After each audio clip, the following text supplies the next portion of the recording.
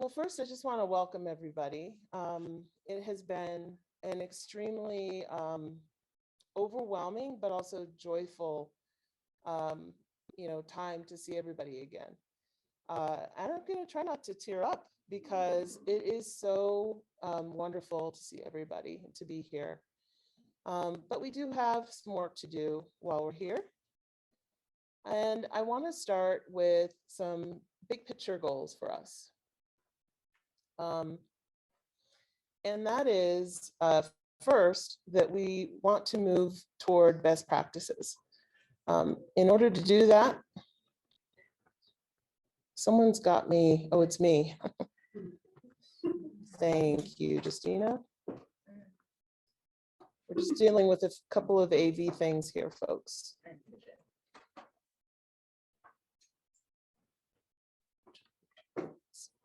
Okay. So in order to move toward our best practices for ADRD disparities research, we have to remember our main goals and our intention and the reasons that motivate us and remind us of why we chose to do what we do. And this requires, I think, stepping back and looking at some big picture goals. And I think we are all in agreement that we want to reduce and eliminate cognitive impairment and all of the disability that it causes. And that we want to increase the amount of time that people can live without cognitive impairment. And we want to do that for everyone. But we know there are inequalities. We know there are disparities in these outcomes. And so we also are committed to brain health equity. What equity means is to remove obstacles to health, to equalize opportunities, always remembering that those with worse health and fewer resources need the efforts expended, more efforts expended to improve their health environments and their health care. And so this is our intention. This is what we want to do. And when we ask what we can do better, we need to go back to basics. All the training, all the data, all the methods, and all the publications, promotion, grant funds mean nothing if we can't take steps toward achieving these goals. And what that means is to honor and serve all people, but also the people who participate in our research studies. So no matter what framework you use for your work, a health disparities framework that starts with racism, structural racism, systems of power, systems of oppression, and ends with our outcomes, which are cognitive function, whether that one is in the shape of a circle or a rectangle, or a square, whatever those frameworks are, we need to bring them to bear on the work that we're doing for this conference. And I wanted to show you this framework and put us in it. Where do we fit in? So it starts with fundamental causes. And what's interesting about this framework is that it acknowledges that a fundamental cause of inequality is unequal distribution of power. And it leads then to environmental influences, which influence individual experiences and exposures. And finally, end in the effects of these inequalities. And I took the, I went ahead and added our outcomes to this slide: cognitive aging, cognitive impairment, and ADRD. So where do we fit in? There are people in this room who are well-versed and well-trained in sociology, and these and who are race scholars, and who understand how these systems of inequality are race-making and affect our environment, our political environment, our policies. There are people in this room who are expert at understanding how some of these environmental influences affect our health, including educational inequalities, socioeconomic inequalities, neighborhood factors. And then there are people in this room who are expert in some of the mediators like cardiovascular disease or Alzheimer's disease biomarkers, some of the inflammatory processes that might influence health. And then finally, there are experts in this room like myself who are neuropsychologists. And we know all about the cognitive outcomes. And so I want you to just reflect that there are people in this room who have different areas of expertise, and we need to work together to solve this problem. And we're beautifully represented here. Oh, I forgot about the people up top, sorry. The people who are experts in the arrows. So these are in my mind, the statisticians and the biostatisticians who know how to model the whole thing. Yeah, I couldn't find room for them.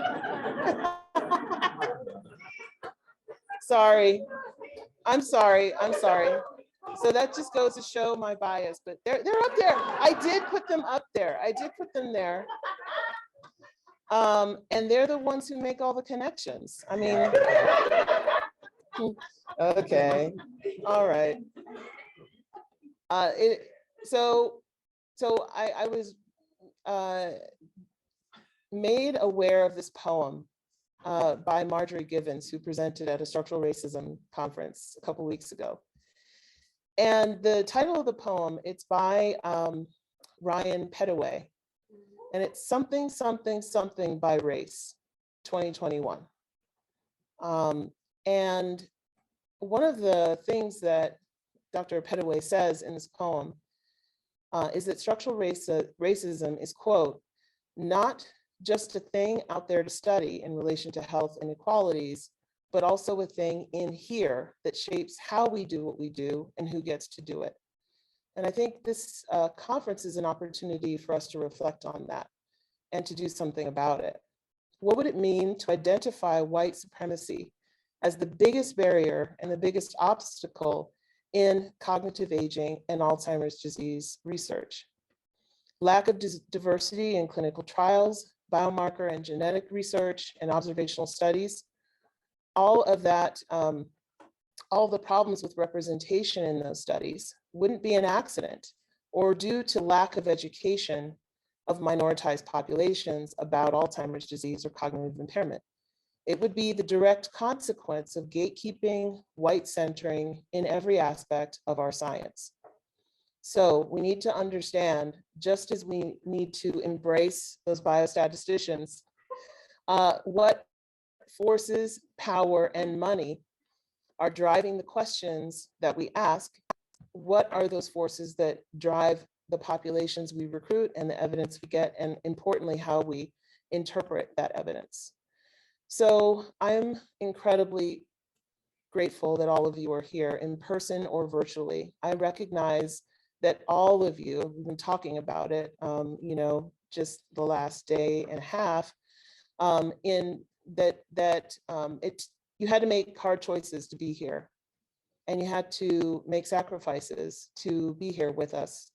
I cannot wait to learn from you, but I want to tell you what I really like about Friday Harbor, which is now ÇMCA. There's an openness to learning here that is unparalleled at any conference. There is collaboration here that is embracing and is welcoming. I have always felt welcomed here, and I want all of you to feel welcomed as well. But we're taking on a topic that can be tricky and can be difficult. And I want the spirit that we always have here at ÇMCA to apply to the science and the mission and the purpose that we all have today, right now. I hope that this will help us create a culture change in cognitive aging and Alzheimer's disease research. Part of that means changing the people and the places where we do Alzheimer's disease research. And importantly, to reject racial essentialism and through collaboration, give ourselves tools and a language to honor the complex systems that pattern risk and resilience for cognitive impairment and Alzheimer's disease. So with that, I'm going to end and turn it over to Dr. Robinson, who is our first speaker of the day. I need Dan's help to get to the, to the presentation.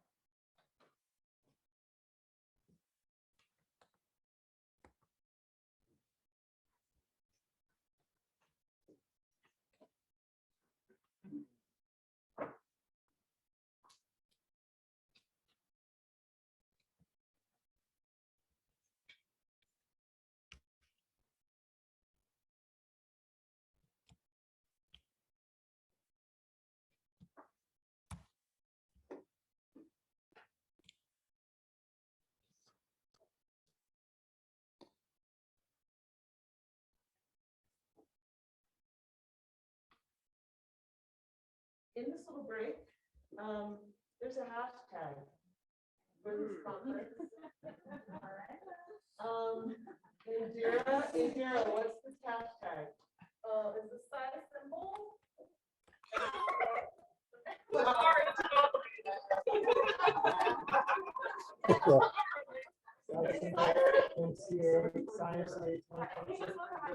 Yeah. But I can't find that on my keyboard.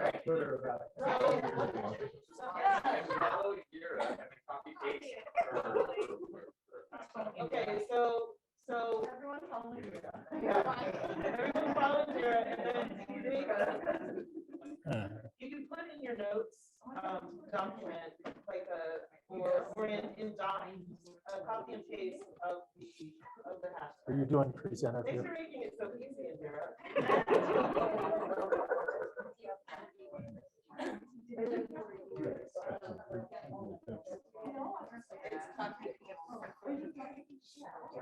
You set up Dropbox on this?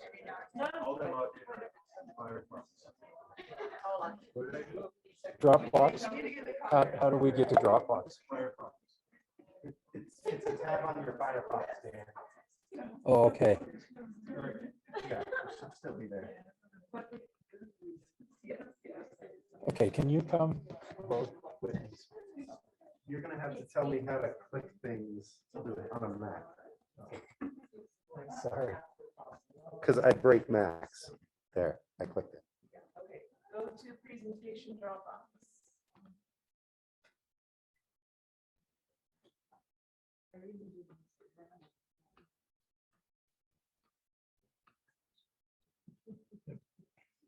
Might be See easier right there. Just click it.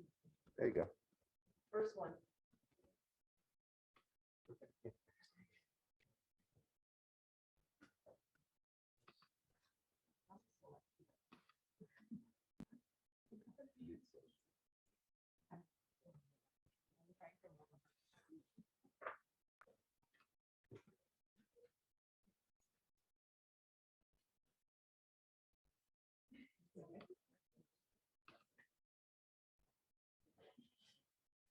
Here we go.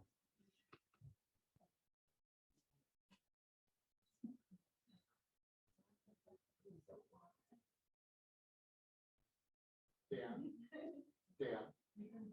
are these talks available to people to download right now? No. No. So no.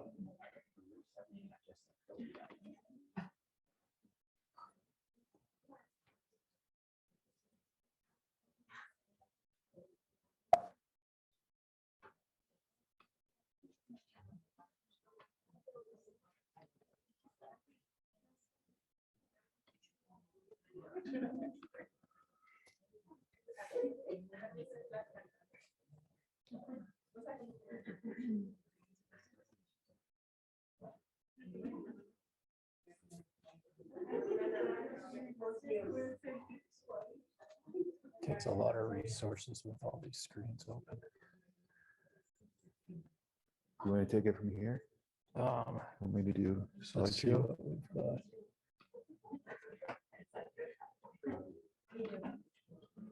Yeah.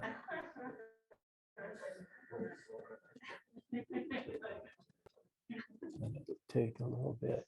Maybe present it, yeah.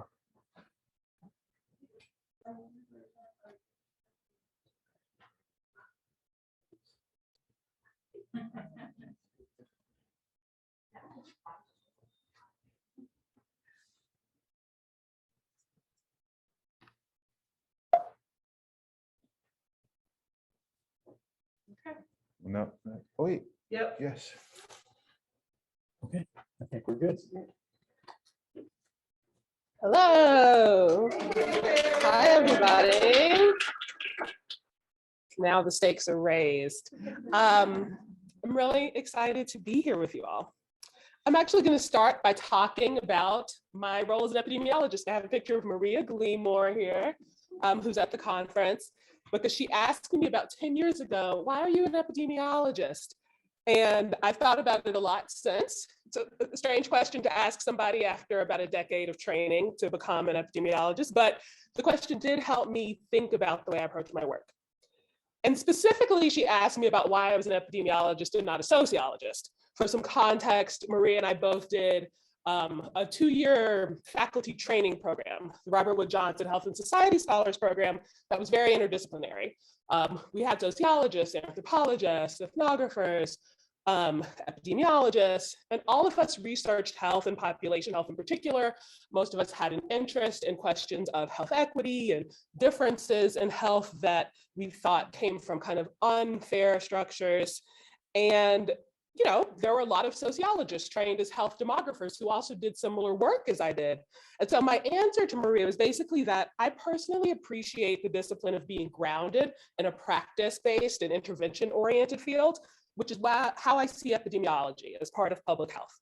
And so at the risk of getting on the bad side of my sociologist friends, I will say that I feel like my sociologist colleagues who do similar work lean towards developing and testing more sweeping theories, which I love, and my work is informed by those theories. But sometimes they can be a little unbothered by some of the details and the messy deviations from theory. But in a practice-oriented field where the possibility of action, translating knowledge into action to improve health is your guiding star, the complications can't be ignored because they will arise one way or the other if you're really trying to do intervention-oriented work. And the practical aspects of the research can't be ignored. And so I'm an epidemiologist because I find the orientation to intervention and practice to be very grounding, intellectually challenging, and a discipline that pushes me in my research. And so this will keep coming up as I talk about what do I think are kind of my 3 big jobs as an epidemiologist. And for me, they are to choose important research questions, to ask specific questions, and to do analyses that answer those questions. And so each of these is a little bit more complicated than they might appear on their own. And so I'm going to talk about them a little bit more in the context specifically of doing work to try to understand racial ethnic differences in health. So now I'm changing the question specifically to my job as an epidemiologist who studies racial and ethnic differences in health.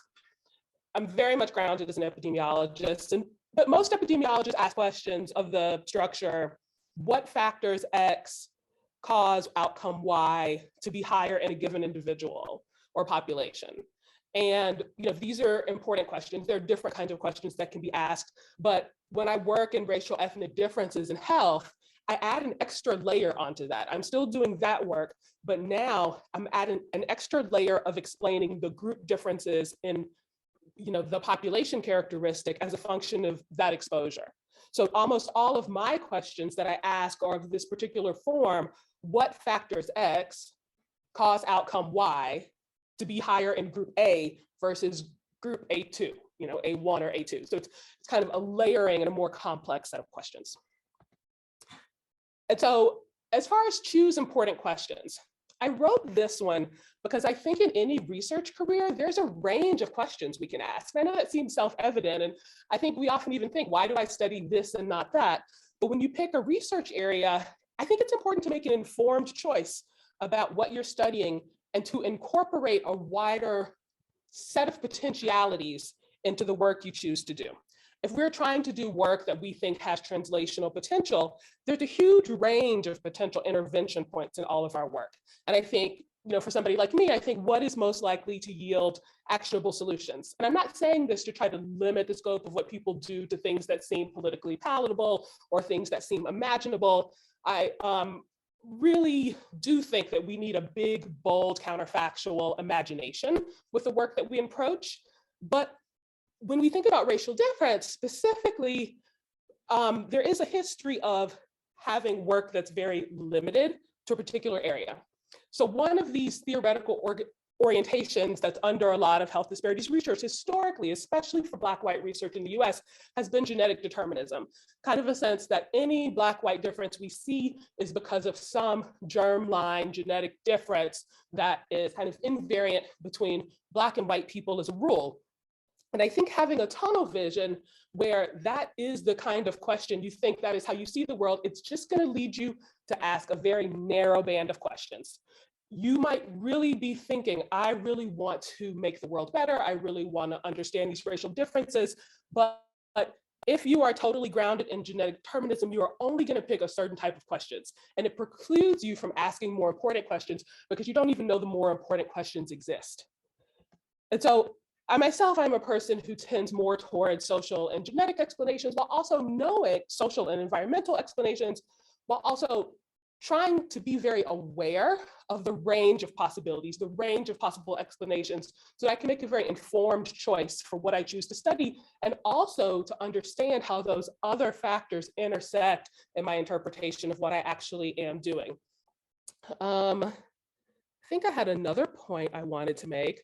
I should shout out Nancy Krieger. I think Nancy likes, being like, talk about her focus on embodiment, which really does bring into the idea that the social and the environmental do get under our skin, get embodied with us. And there's not a conflict between thinking about biological mechanisms and the social environment, because they really do come together. I think that's what I wanted to say here. I'm sure there's something else.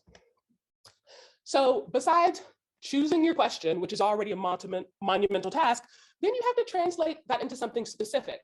And so part of what we did in preparation for this talk is we watched Maria Gleamore's video, I think maybe from last year, about causal inference. And causal inference is so important in our field because we want to do things that make a difference. If I just say X is associated with Y, but I don't know if that has any bearing on whether changing X would change Y, at a certain point, it's like, well, what's the point?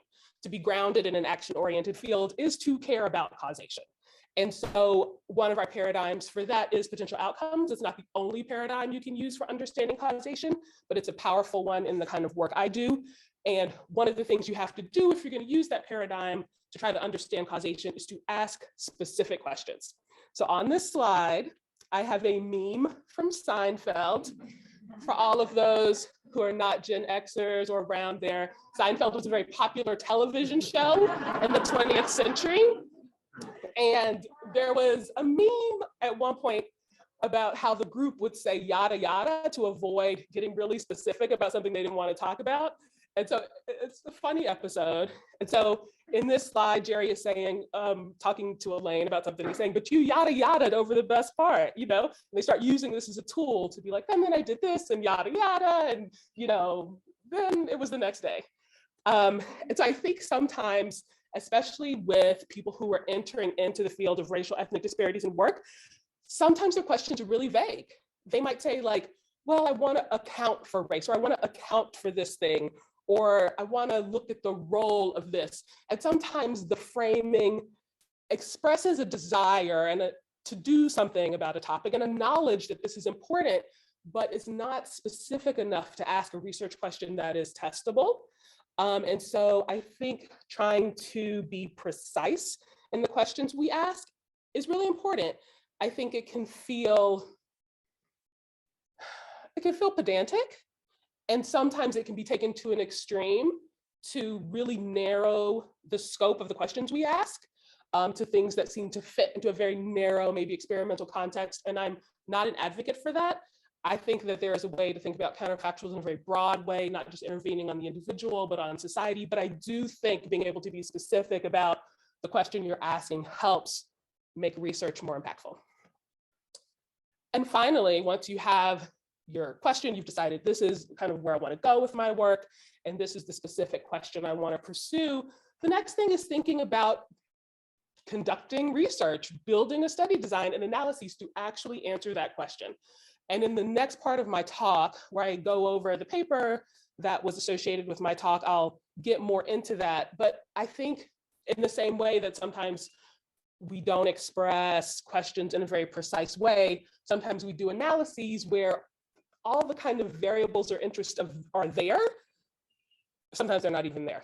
But even if they're there, you still have to make a decision about what you do with the data and how you interpret it. There's so many cool methods out there. So I kind of stole this word cloud from somebody. There's so many different kinds of data you might use, different choices you might make about who goes into your sample, different methods. And I think sometimes it's important to step back and think about, okay, what is the approach I want to take to answer the specific question that I think is important?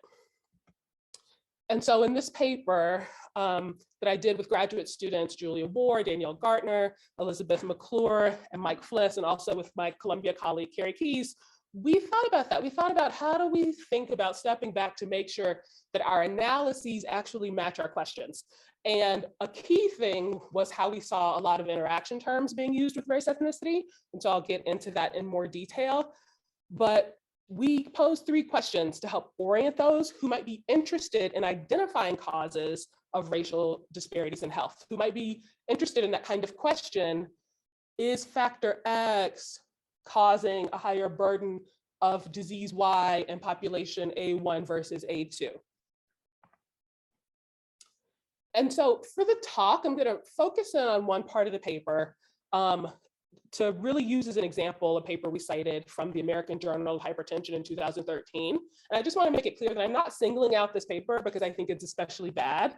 I think it's like kind of very common how they approach their data and interpretation. I picked it because they were very explicit about the analyses they conducted and the strong recommendation they made based on their findings. But I think many other papers do this. They just happen to be one who was very clear about how they got from their data analysis to their recommendations.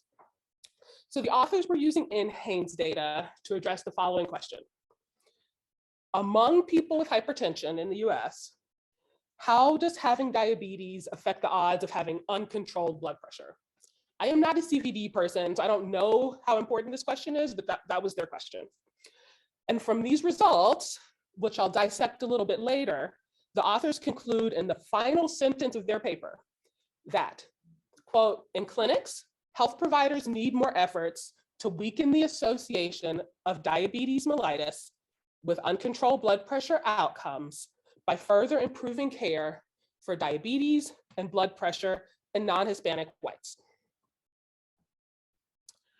Now, this is a kind of an eye-catching recommendation. Even not being a CVD person, I know that the burden of CVD is like much greater in some racial ethnic minorities than white populations.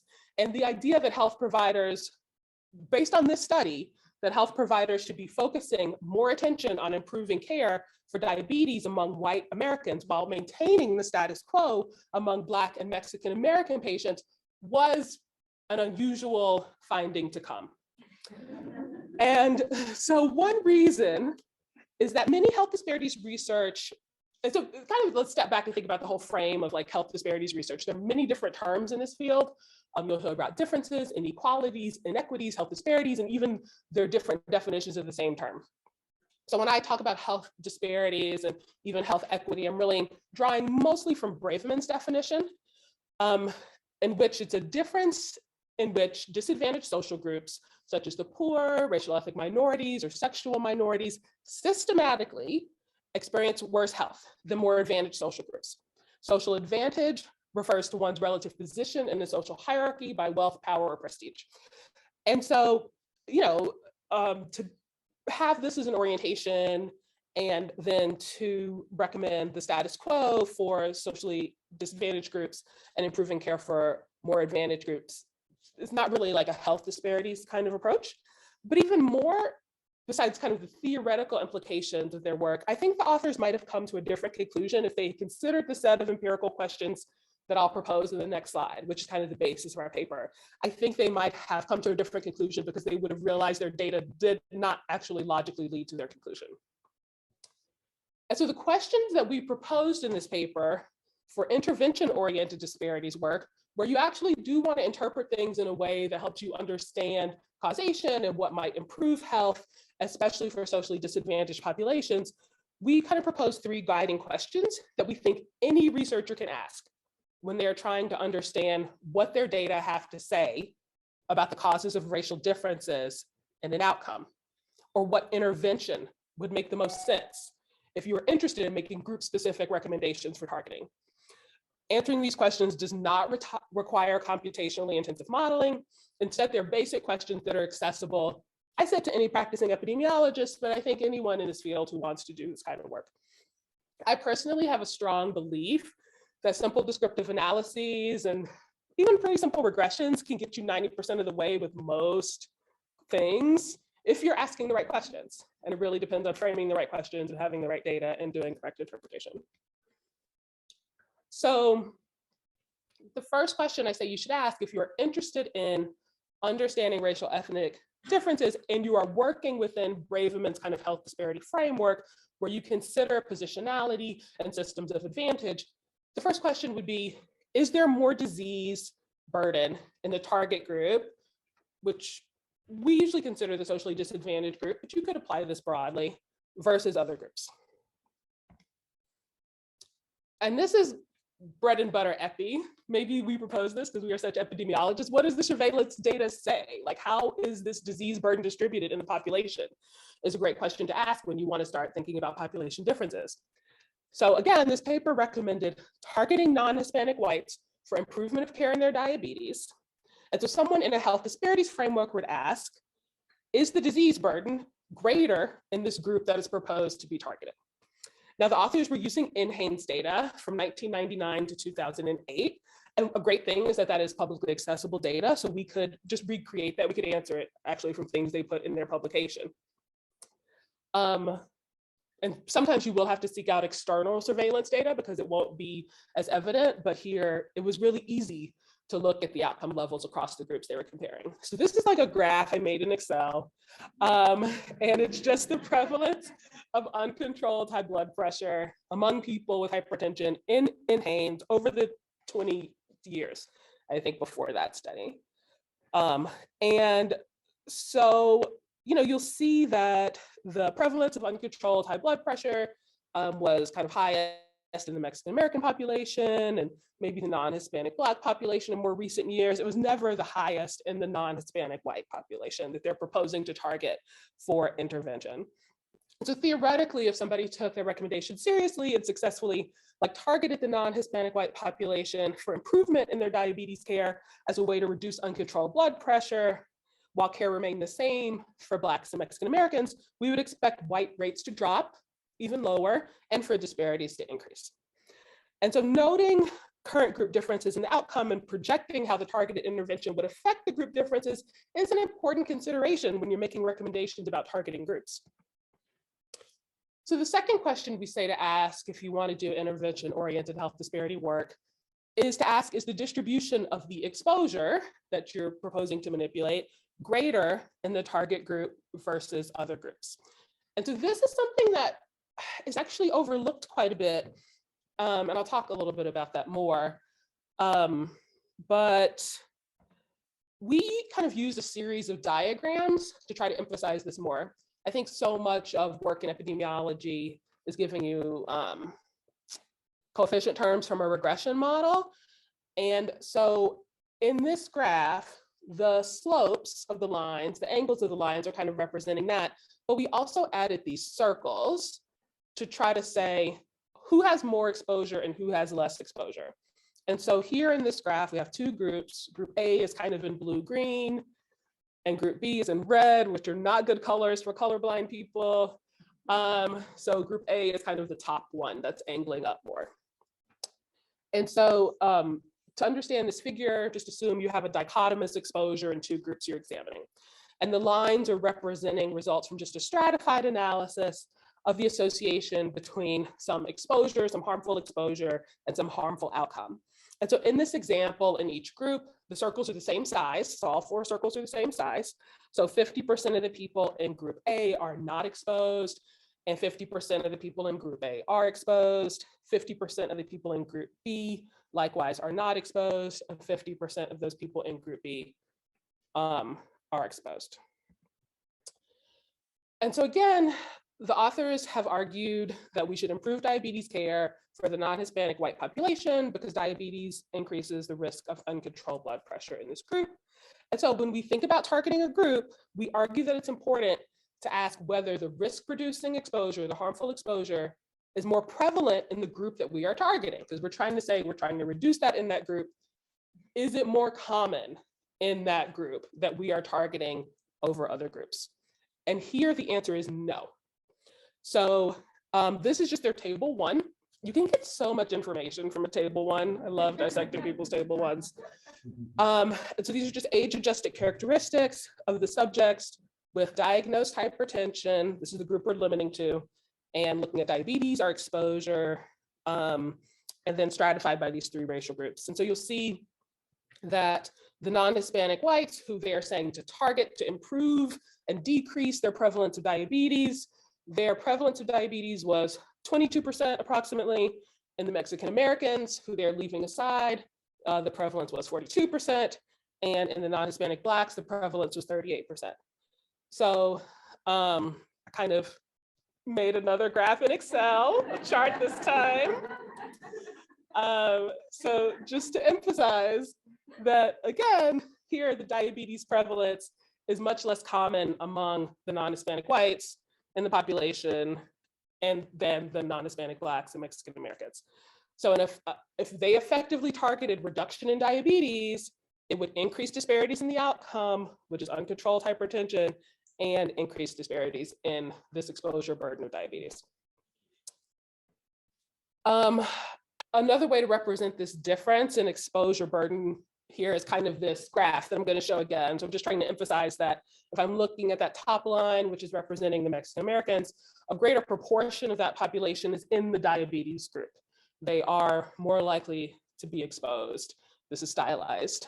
And in the non-Hispanic white group, a relatively greater proportion are in the no diabetes group. And the size of the circles is just emphasizing this exposure.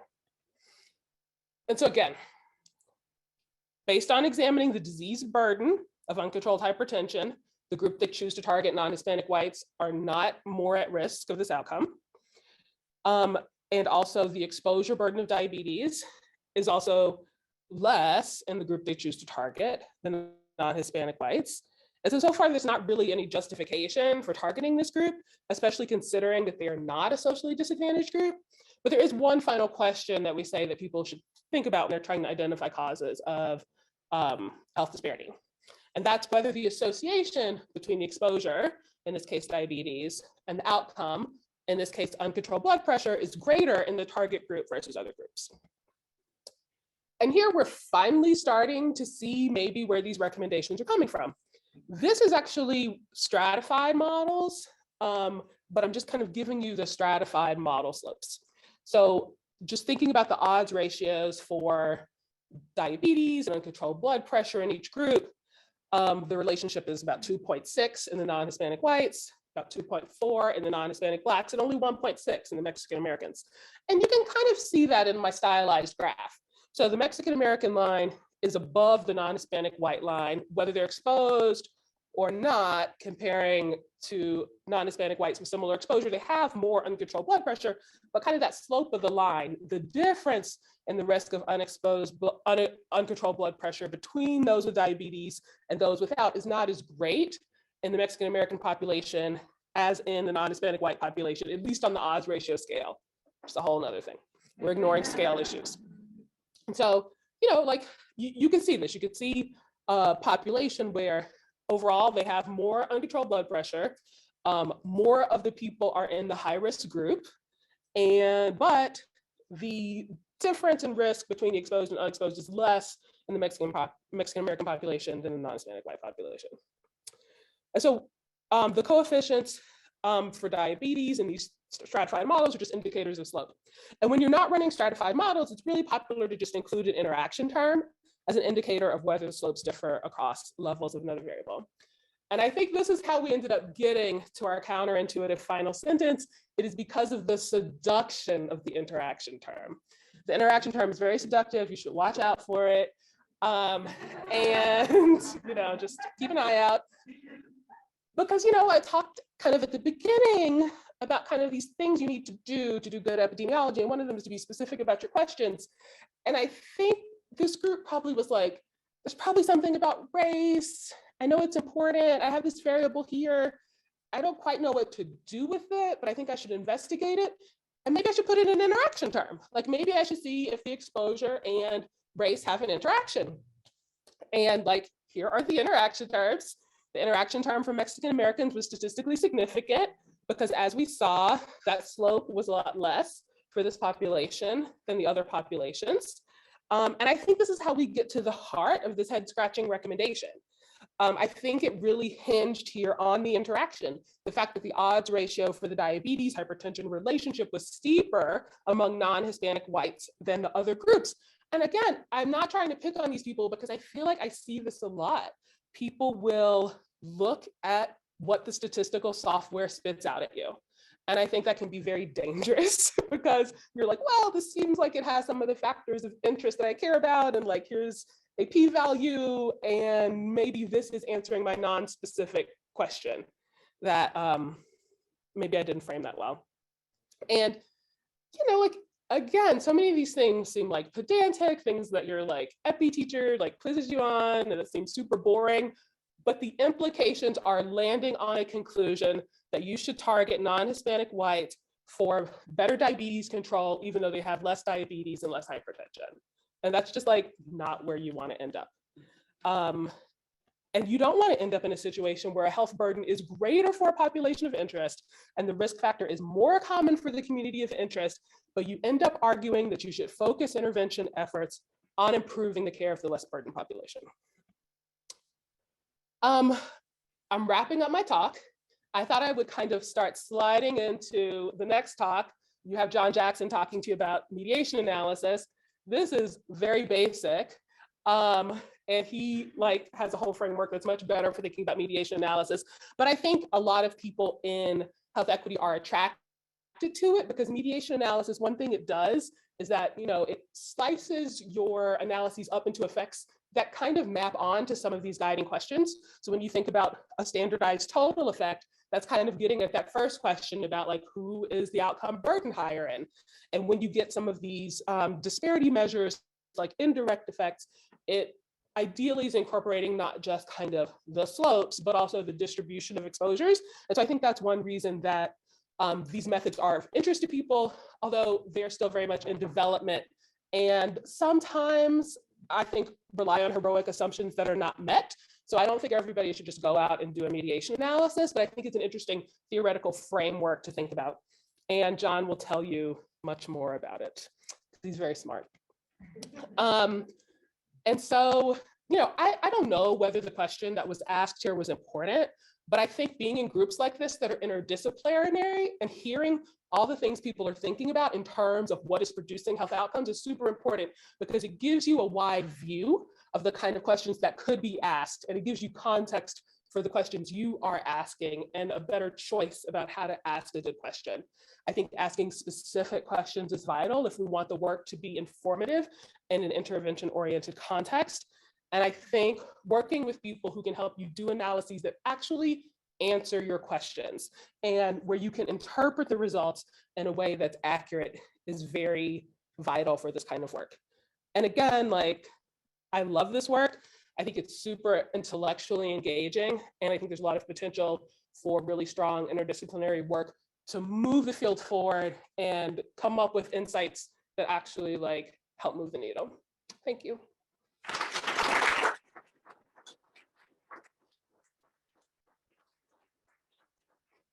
So much, Dr. Robinson. We're going to open for questions.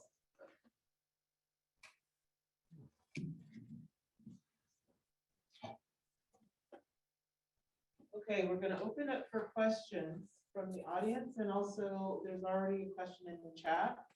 Just want to say we are running a little bit behind, but we are going to take our 10-minute break. Dr. Jackson is on the line and he's okay with that.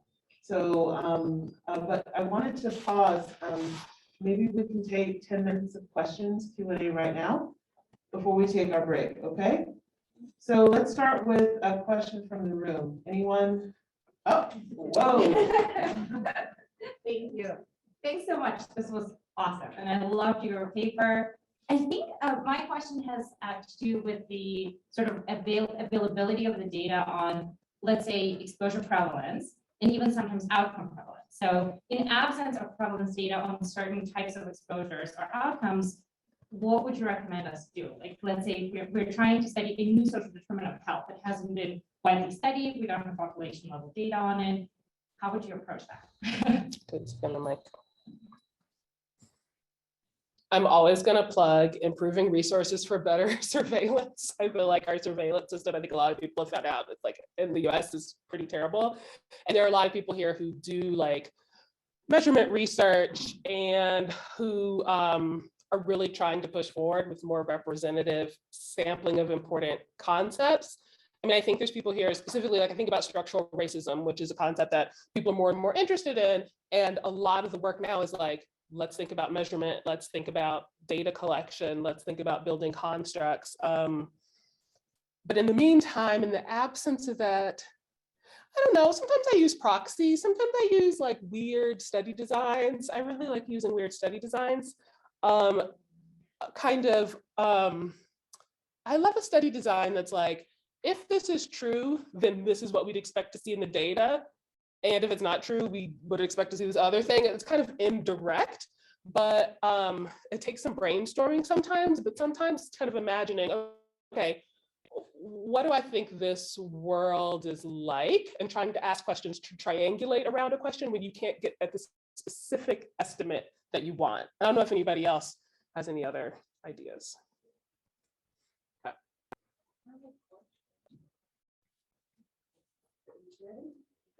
And I don't mean to stir the pot. Okay.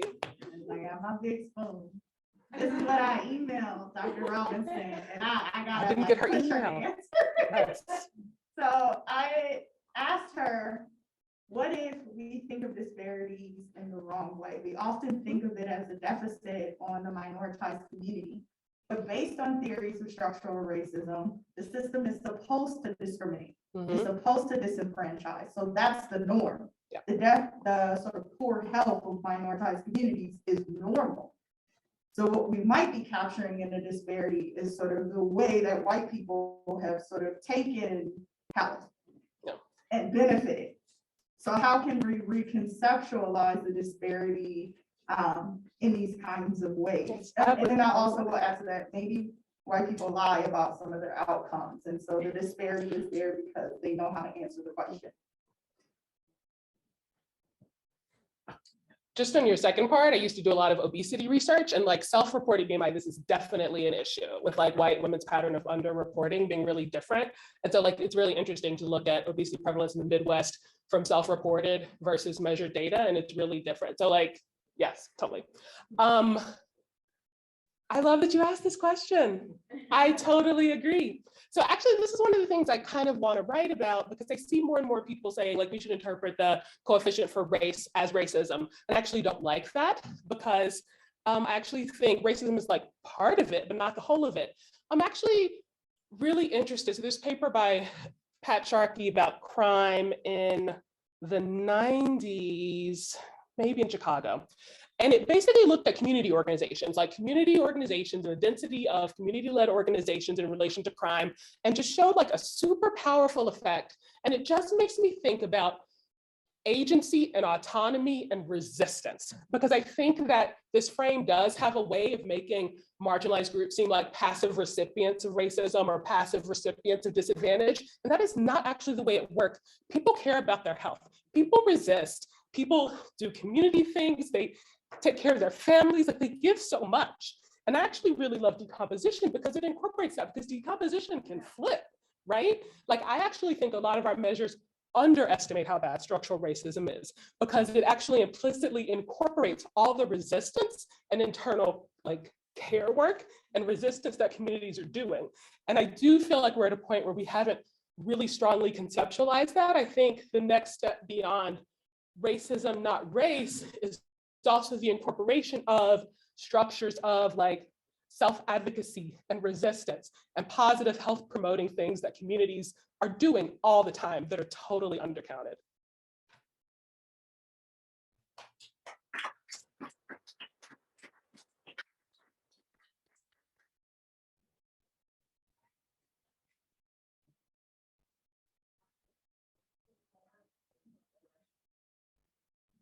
Thanks, Whitney. I appreciate the work there. I felt that. I have a question, a follow-up question, which is an excellent question. I actually put some notes here about the framing of disadvantaged people experiencing poorer health versus advantaged people experiencing better health. And I guess that kind of ties into my primary question, which is kind of at this point where we understand a little bit of the effects of structural discrimination, racism, et cetera, on health. How important is it to keep establishing for every exposure, every outcome that this exists across different groups, and whether our questions should be shifting more to kind of capturing what was just described, that there's also something else going on the other side of this. It's not just disadvantaged groups and suffering poor health, but advantaged groups experiencing better health. Yeah. Jen gets to run up with the microphone. No, it's actually work that I think is important. And I do feel like it's kind of like nascent. And I mean, I think also our funding agencies are not set up to capture it. Like our funding agencies are very like disease deficit oriented, and even epi, like you're identifying your risk factor.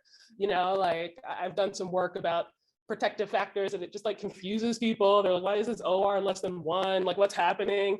And so I think a lot of our frameworks for how we train and also how we do funding are literally not set up for this kind of work. And so I think it's going to take researchers like pushing back to like flip some of these paradigms. I do think that there's some potential with maybe decomposition. So we'll see about that. I don't know if that answers your question, but yeah, I think there's a lot that can be done. Yeah.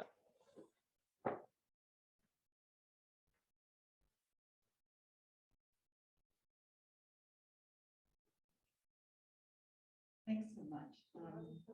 Because I really agree with you about not really liking having race and racism, but know that there's a lot of variety in how people take our imperfect data to our research questions. Can you just give some tips of like how to dialogue compassionately when we like disagree? Yeah. You can walk slow. I need some time to think about this.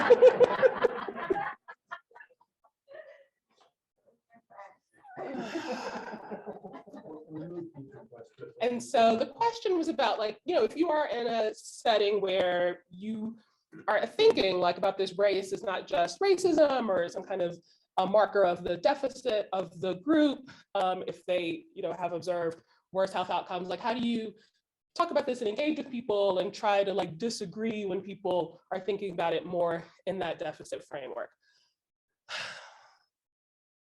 I really do need to think about it.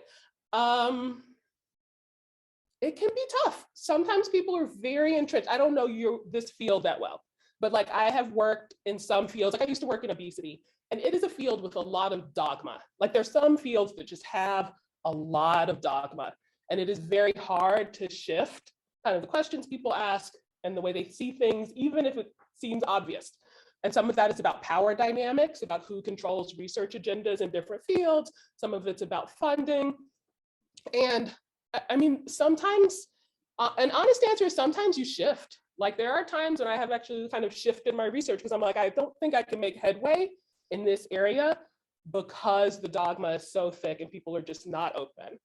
Sometimes you can kind of nibble around the edges. Like I think a lot of social epidemiologists are good at this because we're like, we really want to study like structural things, but NIH like has not cared. So like I'll say I'm doing this and I'll do this thing, but like really I want to do it to kind of sideways understand this other thing. So I think sometimes you can use subterfuge. And I think people are curious, but it takes time. And I think sometimes you have to decide, who am I going to invest in? Sometimes you can give somebody a paper, and sometimes choosing the right paper can be difficult.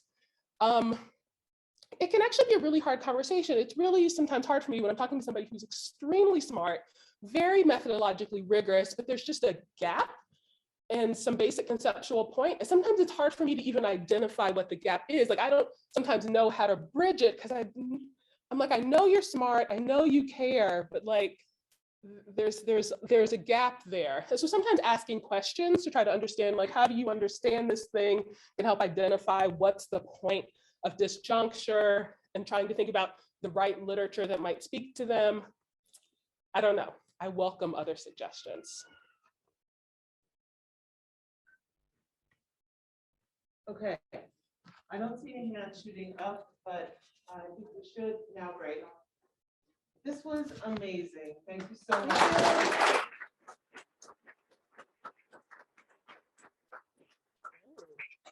So we are going to take a 10-minute break now. So that means that at 28 after the hour, we're going to come back here and we'll start Dr. Jackson's talk. So go for it. Break for 10 minutes.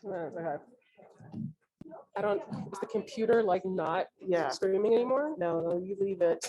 I mean, leave it. Is it a hot mic situation? Hot mic. Okay. Let's get John's slide up. It's working well.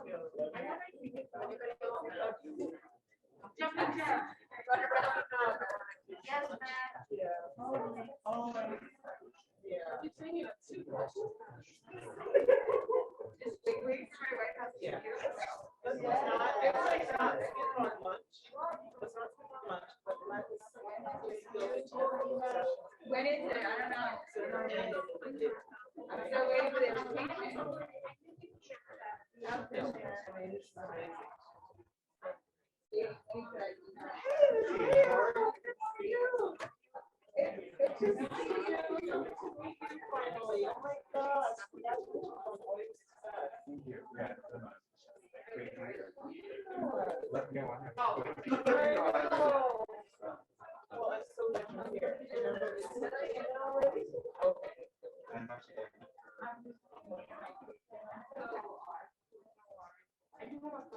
Okay. Everything's running together now, so yeah. Yeah, oh my gosh, it's pretty crazy. So I'm gonna run and just take my break, get some coffee and stuff like that. It's so great to meet you.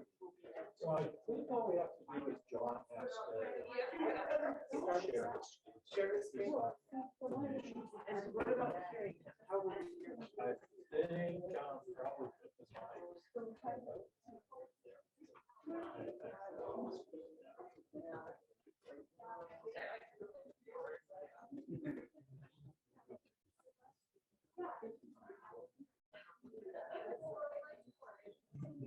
Why don't we try?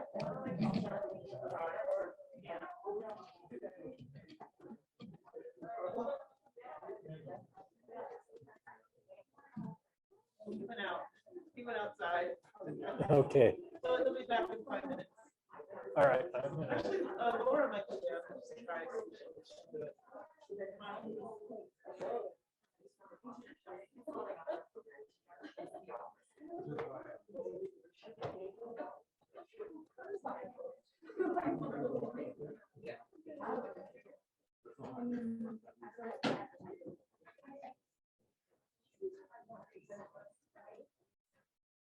If you have any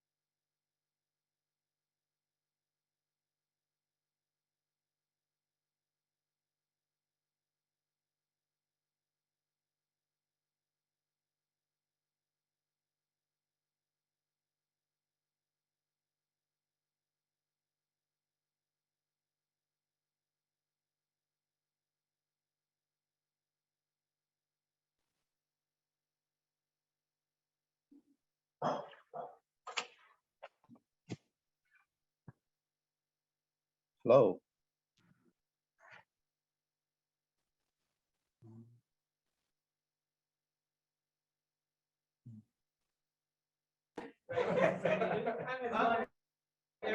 Hello, John. We can see your Hey. slide in presenter view. Okay, awesome. You guys can see it? Yep. Yes. All right. Should I stop sharing?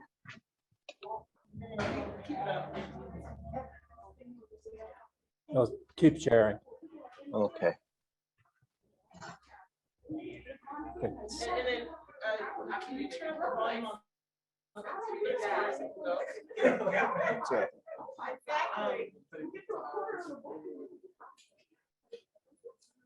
John, can you sing a song?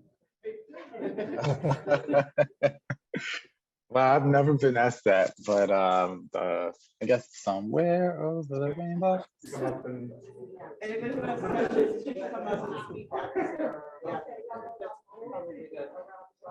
Can everyone hear me? Yeah, we can hear. You can hear over there.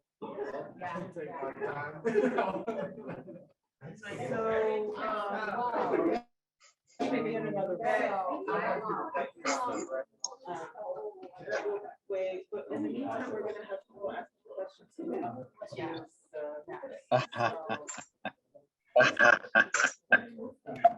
Oh, there's a delay. Oh, there's a delay. So maybe we can stand. Yeah. Thank you.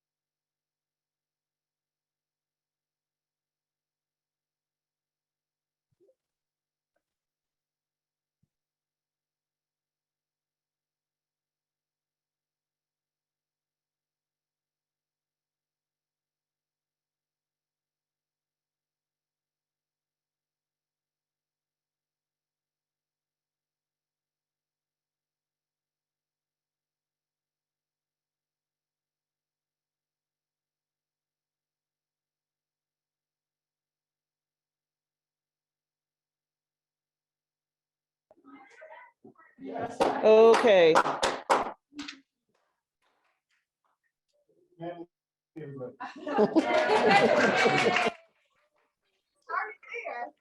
All right. We are all shuffling back in.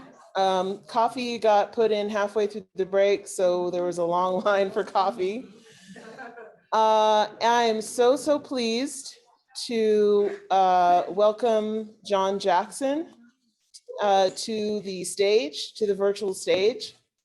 And John Jackson is an assistant professor at Johns Hopkins at the School of Public Health there, and has written some of the most insightful papers in this area.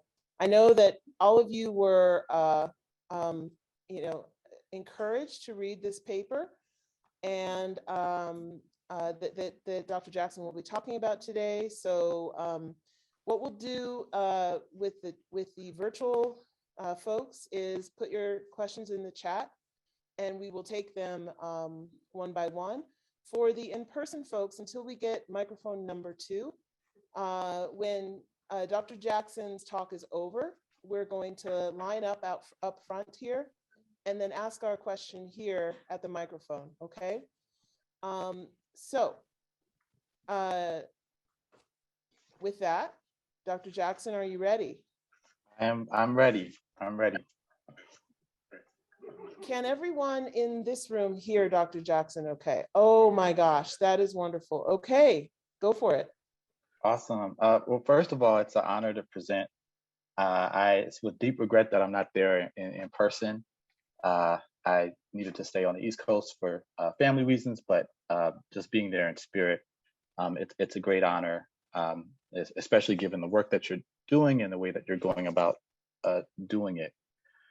So a lot of my work is really focusing on sort of rethinking how we use the tools of epidemiology to study health disparities. And the reason that I focus on that is that I have a feeling or belief that a lot of the tools that we are using have been developed to solve other problems. And so sometimes that may involve rethinking certain assumptions or rethinking the questions that are being asked. So that's sort of the approach that I take to a lot of my work. So today I'm going to talk about this paper, Meaningful Causal Decompositions in Health Equity Research. To allow time for questions, I'm probably going to fly through this material a lot at a lot quicker pace than I would usually do. But I really do want to leave time for questions. So I'm going to try to get through everything in half an hour. So please forgive me if I move too quickly. So a lot of the work that on decomposition, I think really spawns from the initial paper from Tyler and Whitney in 2014. And what I've sort of done is built upon it and expanded it and building in additional elements. And we're going to talk about sort of my most recent sort of view on it, which was just published last year. I've worked in a lot of areas. Currently, my K is funded by NHLBI, and my mentor works in hypertension control. But I think it's a really interesting and important problem because it's a precursor for cardiovascular disease, which is really a huge source of excess morbidity and mortality among racial and ethnic minorities. And you can see here that, over time, we have this huge gap in hypertension prevalences. I think this must be from the same paper the Whitney pulled from. These are data for adults over the age of 65. So we have this huge 20-point gap. And what you see here is like really shocking, but all too common is you see improvement in population health. So this is looking at hypertension control. Once you're treated, can you bring your hypertension control? So we've been able to improve that for all groups. But, when we compare non-Hispanic whites to who are in blue and Hispanics who are in yellow and Blacks who are in green, we see that there are persistent gaps despite that improvement. And, I think this is a really classic scenario for a lot of health equity research, but one that's really striking because this is the area where we understand the epidemiology really well. We have a lot of non-pharmacological interventions. We have a lot of medications that have all been shown in rigorous studies to have meaningful impacts on hypertension control. And so, the challenge in really solving these issues is figuring out what can we do to actually reduce these disparities. It's really difficult because, and this is work from my mentor, Lisa Cooper, and colleagues out of the Johns Hopkins Center for Health Equity, is that the etiology of health disparities is very complex and involves factors at many different levels of societal organization. And so the state of the art in healthcare, we're thinking about reducing disparities in hypertension control. One approach, if you're thinking about patients who have this, who have hypertension, who we want to provide care for now. What do we do with this population? the state of the art is really to use or to develop a multi-level, a multi-component intervention. So that's an intervention that operates at different levels. So maybe it addresses different targets, but it may do so through processes that occur at the individual level, at the family level, or at the provider level, or perhaps how care is organized, but they may be addressing many things simultaneously. So as one example of this, this is one trial that my mentor developed with Jill Marsteller. It's actually published in the American Heart Journal, and it's a cluster randomized trial that has does many things, and I'm not going to go into detail, but one of the things that it addresses is it addresses social needs by connecting individuals with community supports. It addresses goals that patients have and addresses barriers that they have in meeting them. So everything from adherence to diet to knowledge and patient activation. It also addresses things on the provider side, so the way that care is organized. It addresses many things at the same time, but this is the dilemma: is, you know, with these multi-level, multi-component organizations, multi-level, multi-component interventions, what things should they address, right? And I'm not even going to really answer the question of how they should be addressed, but what should they address? When you think about safety net clinics and you think about different institutions, being able to implement these interventions with high fidelity, you know, we have to select a finite set of targets that, you know, we think we can intervene on and address for this population. So decomposition analysis is one tool that I think is a nice synthesis of, you know, using the tools of epidemiology to do observational research to select targets that we think are implicated in disparity, obviously driven by upstream sources such as structural injustice and structural racism. But nonetheless, in this real life population, these targets need to be addressed. And so, you know, causal decomposition is a way that I see as finding out those factors that are like Whitney talked about in her talk, that are, you know, disparate among racial and ethnic marginalized groups, and asking, what if we change the distribution of those factors? And what makes it unique is that we bring in the best that we have in epidemiology, such as confounded control and ruling out alternate explanations. If you look back over the years, you would say that a lot of people have used observational studies and done regression analyses, you know, to sort of identify these factors. But a lot of times, you know, there's not careful attention to careful epidemiologic practice. And what can happen is that you can end up perhaps underestimating or overestimating how much these are truly associated with disparities. So just to, you know, frame sort of, you know, what's going to follow, I like to work from a concrete example. So this is an example where maybe I want to do a study. So I have, let's say I have good Kaiser data, maybe not the type of data I'm working with, where you've got, you know, good records on everyone. Say we could enroll people at the time of their PCP visit. We might measure some things we want to adjust for, like covariates. We might want to get people who have hypertension, and then, you know, we want to go for a period of follow-up to see if they can bring their hypertension under control. And then we might want to measure certain things at the time of the visit. So one thing that, you know, we might look at is, do providers intensify treatment? You know, are there racial disparities in treatment intensification? And the going hypothesis in health services research is that, you know, differences in treatment intensification, it really varies by locale. I mean, you'll see disparities in treatment intensification in some areas and not in others. But, you know, it's really driven by, at least the theory says that it's driven by, it can be driven by poor patient-provider communication. It can be driven by patient-provider relationships that are not optimal in the sense that the patient is not well known. It can also be driven by implicit bias. It can also be driven by a lack of patient activation and actually being able to navigate that relationship. So there's many things that can go into it, but the output is that if the provider knows less about the patient, they may rely on stereotypes. So that's where the implicit bias or discrimination crops in. And so that's like the working hypothesis for treatment intensification. So I'm assuming that you guys know a lot about DAGs. So this is a cleaner DAG that I have in the paper.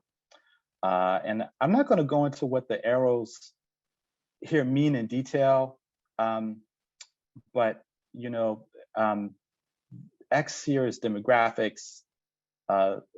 This is demographics. This is socioeconomic status, and this is clinical factors. So pre-existing conditions like diabetes and chronic kidney disease that may impact one's ability to control blood pressure. It's also their baseline blood pressure. And in here is our treatment intensification, R is race. And I know this is, not everyone may agree with this formulation, but I see that, you know, there are historical forces that serve to associate race with both demographics and socioeconomic status. And you know, I always think it's important to include this on the graph to really say that when when someone is born, there are certain correlates that are there already at birth. You know, there are certain associations that are there, certain disparities that are already present. And so to not put that on the graph is to sort of assume that, you know, things are sort of random at the outset, which they're not necessarily so. So if you don't understand anything else that I talk about, I think this is the main point of causal decomposition analysis, is I really think of it as a framework of population impact rather than mediation analysis. There are times that it aligns with mediation analysis and the estimators you get out of it, but I think at its heart, it's really asking a question about population impact. And what do I mean by that? I mean, is you look at, you know, you take populations as they are observed. And so I look at, you know, I look at the Black population. This is their observed process and their observed outcome for hypertension control, and the same for the white population. And so causal decomposition analysis really asks a hypothetical for the Black population. And in most of my work, I've focused on a really narrow intervention to remove disparities in a particular determinant of the outcome. So here I'm focusing on treatment intensification. And then you ask, you know, thinking about this notion of potential outcomes, what would be the expected hypertension control rate be for the Black population under this counterfactual? And so with that thought experiment leads us to sort of three estimates: the observed disparity, which is a contrast of the hypertension control rates for Blacks and whites; the reduced disparity, which is the contrast of the, observed and counterfactual scenarios for the Black population; and then the residual disparity, or how much would remain after an intervention, which contrasts the counterfactual hypertension control rate for Blacks versus the observed hypertension control rate for whites. And so if I just pause here, I think there are some important things. I know that, you know, Dr. Barnes is going to be talking about within group studies. And I think that, you know, that is really the essence of the reduced disparity. If you think about it closely, right? So like if I just had data on a marginalized population, you know, I don't necessarily need a comparison group to identify how much a disparity would change. I just need to take this Black population, estimate a counterfactual under an intervention, and the comparison of those two scenarios would give me an estimate of the reduced disparity. Another point here is that, you know, the interventions can be more general than what I'm going to talk about in this talk. So, you know, if you had in mind other interventions besides removing disparities in factors, so say there was some, exposure out there, or some protective factor that you wanted to increase, you could imagine those interventions, carry out your causal inference, and you can still estimate, this observed, reduced, and residual disparity. But what I'm going to talk about today is really about removing disparities in a particular target, because I think essentially that's what a lot of the interventions that I work in are sort of attempting to do, and I think it's an important question. So in order to do this work, though, I really was struck that I needed to step back and think about, well, what do I mean by disparity? So some of the things that Whitney was talking about earlier, and I also work from the Braveman, the Paula Braveman definitions, which informed the Healthy People 2020 report, and they define a disparity as systematic, plausibly avoidable differences that adversely affect socially disadvantaged groups, and they note that it may reflect disadvantage, but a causal link need not be demonstrated. And what they mean by that is that if you think about disparities from the perspective of human rights, the fact that a historically marginalized group is further disadvantaged on their on their health is morally problematic when you think about health as an essential good for well-being, and also its impact on many other goods that people may consider essential for well-being, including economic goods. So there's a moral argument that this descriptive measure of disparity is really salient enough without needing to establish a causal effect of race or racism or even social disadvantage. Those things may help, but it's not necessarily needed to think about these differences as morally problematic. There's another definition that is widely used in healthcare, which really has been applied in Benjamin LeCook's work and Alan Zaslavsky, and it's really the IOM definition that defines disparity in healthcare as differences that are not due to differences in access to care, clinical needs, or preferences to care. And you'll see I put asterisks there because one can debate whether or not they should be included or excluded from disparity. But I think the one that's not really negotiable is clinical needs. And so we'll come back to that. But these are two major disparity definitions that are out there that I think have been widely adopted in medicine and public health. And so there's this notion of allowability that a disparity or an inequity is not necessarily the same as an inequality, right? So there are some differences that we might think of as being unjust. We'll call those non-allowable. And then there are some differences that may be not necessarily contributing to unjust differences, or even ones that we might not think of as morally problematic. And so we would call those as allowable. And so, if you think about how, if we think about disparities in the outcome, when we're doing our thought experiment, disparities in hypertension control, question is, how do we think about differences in demographics, socioeconomic status, and pre-existing clinical conditions as contributing to disparities in hypertension control? And so I went back to the bioethics literature and some of the public health literature to really think about how are people thinking about these. And there's a lot of principles that but some of the ones that stood out are these two. There's one that's, I think, is shown up a lot in public health research without being named. It's this notion of manipulability. And by manipulability, I don't mean the manipulability of race. It's really that, there's these innate factors per se, and even if maybe not innate, but the time that a person is seen in care, if there's something that someone has no control over, right? So if the provider or the clinician has no control over, or if it's, say, a genetic SNP or variant that people couldn't change, the going with this principle, the sort of going rationale with this principle is that, those things wouldn't be necessarily considered unfair. And there's a counter argument to that, which I subscribe to, is that, even if, we can't change many factors, we can address their effects. And so you see that happen a lot in terms of clinical intervention. We have drugs, therapies that are tailored to age groups, that are tailored to certain genetic profiles. So, we can address different effects that are either of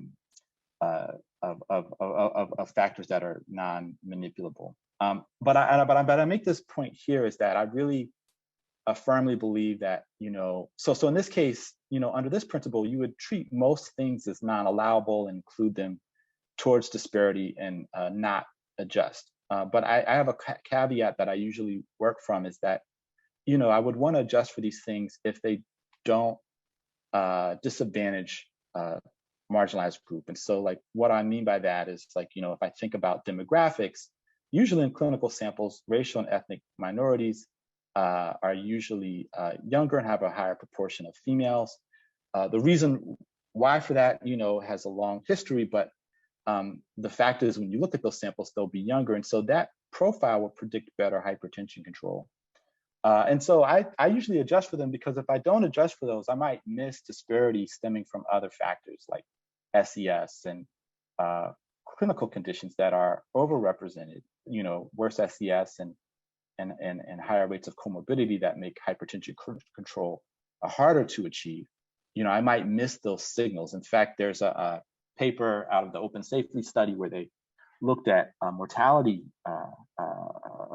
differences across ethnic groups, and they saw that, in the crude difference, the crude ratio was null, but once you adjust it for age and sex, there's a twofold increase for ethnic minorities, and this was for COVID-19 mortality. And so, to me, that's a strong example of why it's important to work from that caveat that you don't want to mask disparity.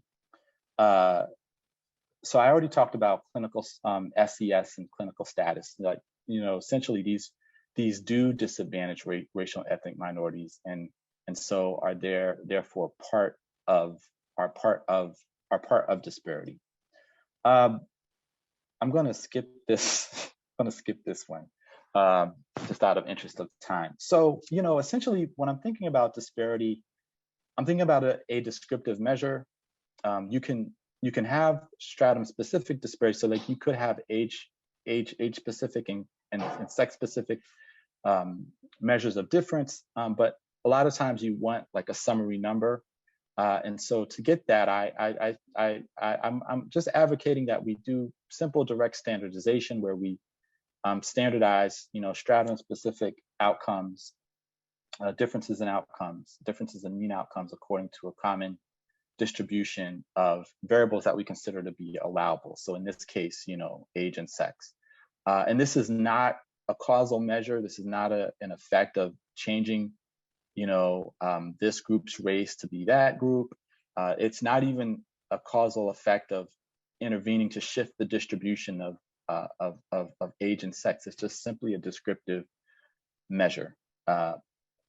So going back to the thought experiment, one thing with causal decomposition analysis, it's not just thinking about disparity in terms of outcomes, but we're removing disparities in targets. And this is, where it became crystal clear that, well, if we're going to talk about removing disparities in a target, we have to think about what does it mean for there to be a disparity in a target. So what does it mean for there to be a disparity in treatment intensification, right? Because again, the intervention that we have here is that we want to reduce disparities in treatment intensification. So should we try to, shift the rate of hypertension control so that there's no disparities, irrespective of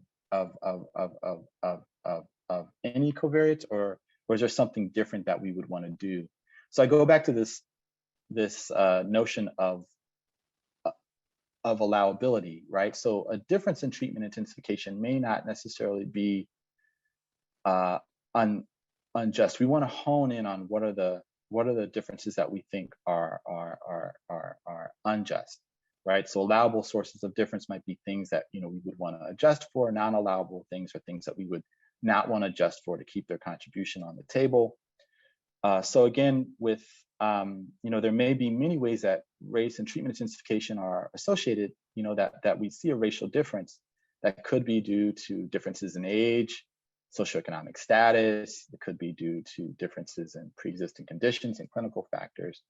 When you look at the IOM definition, actually, it really has this notion that clinical needs, right? So like we want to give healthcare equitably in response to clinical needs, and so it brings up this notion of a social contract.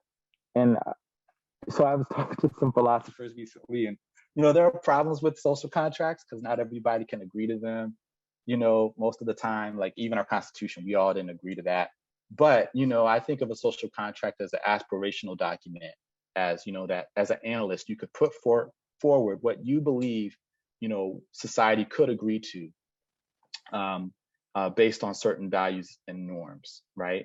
And so, I think of social contract as something that we could all ideally agree how a good should be distributed. And the criteria that govern how the good should be distributed are things that you would call as allowable. So, in the setting of treatment intensification, those decisions would be could be based on age and sex, because those are modifiers, clinical modifiers of treatment, clinical prognostic factors. Also, clinical status. We know that the ACC/AHA guidelines are stratified according to clinical conditions, but most guidelines are not going to include socioeconomic status as something that treatment decisions should be based on. And I think this is a very reasonable contract. And so I would say that a disparity in treatment intensification would adjust for demographics and also clinical factors, but not for socioeconomic status. And I'm just going to, you guys give me 8 more minutes, I'm going to fly through some things. But and I think this is true, even though we live in a society where it's very much true that treatment decisions are either directly or indirectly driven by socioeconomic status. So, again, this is, sort of an aspirational idea or contract. It doesn't necessarily have to be the one that is in practice in society. And the reason why I drive this home is that, when we go back to the types of interventions that Lisa Cooper would do and Jill Marsteller are doing when they talk to providers, to make clinical decisions, ideally those decisions are going to respect the clinical status and also clinical modifiers of treatment, and they wouldn't depend on one's socioeconomic status. So that's why this is important, because we're asking a very precise question. We want to remove disparities just like we would in our intervention. In those interventions, the decisions are going to depend on age and sex and also clinical factors as well. So I'm going to skip this subtle point about the special cases where you have limited treatments, and that's a subtle point I bring up in the paper, but I'm going to skip it for now. So essentially, in causal decomposition analysis, it's an intervention to remove disparities and target, and here that's treatment intensification for those who have the same values of, say, age and sex, and also clinical factors. So these are, both of these together are target allowable because they're used to define allowability in the target, whereas AY is, you'll see, is used to define the disparity. So that one's only outcome allowable. So our estimate here is, what would the hypertension control disparity be if hypertension control, if the treatment intensification disparity was removed, right? So this is the disparity reduction. this is the, I have a lag. This is the residual disparity here, comparing that counterfactual scenario for Blacks versus the observed scenario for whites. And for those of you who are thinking about the formality of it, we're going to think of it as a stochastic intervention that really assigns the distribution of treatment intensification that's found among whites, uses that distribution to set the distribution for Blacks for those who have the same values of age and sex and clinical factors. So just to remove disparities in treatment intensification. So if we were to write this out, this would, AY would just be demographics, and then the intervention would depend on demographics and clinical factors. But what I'm really driving here is that the scientific question we're asking here has nothing to do with socioeconomic status. It doesn't define the disparity. I'm not getting into intersectionality, so please don't go down that rabbit hole. But for this right now, socioeconomic status doesn't define the disparity, and also doesn't define the intervention. Where it comes in is that we need to, just like in epidemiology, we have to rely on certain assumptions, right? So there are some, common support assumptions, some technical assumptions like positivity and consistency, but really the big one I want to emphasize is conditional exchangeability, which is unconfoundedness, and that's where a variable like socioeconomic status would come in, because in order to do causal inference here about shifting the distribution of treatment intensification, we have to be able to measure and adjust for all the confounders of treatment intensification, and that's going to include variables that we've deemed as allowable, but it's also going to include socioeconomic status as well. And so that's where it really enters the analysis, not in defining the disparity, not in defining the intervention, but analytically adjusting for confounding. And so if we have all of those assumptions, which I can come back to, we can identify, our counterfactual outcome for Blacks under this hypothetical distribution using this equation here, which I'm going to skip, but come back to if you guys really want to know the technical details of it. But essentially, we can estimate this guy through a weighting approach. There are other approaches that involve G computation.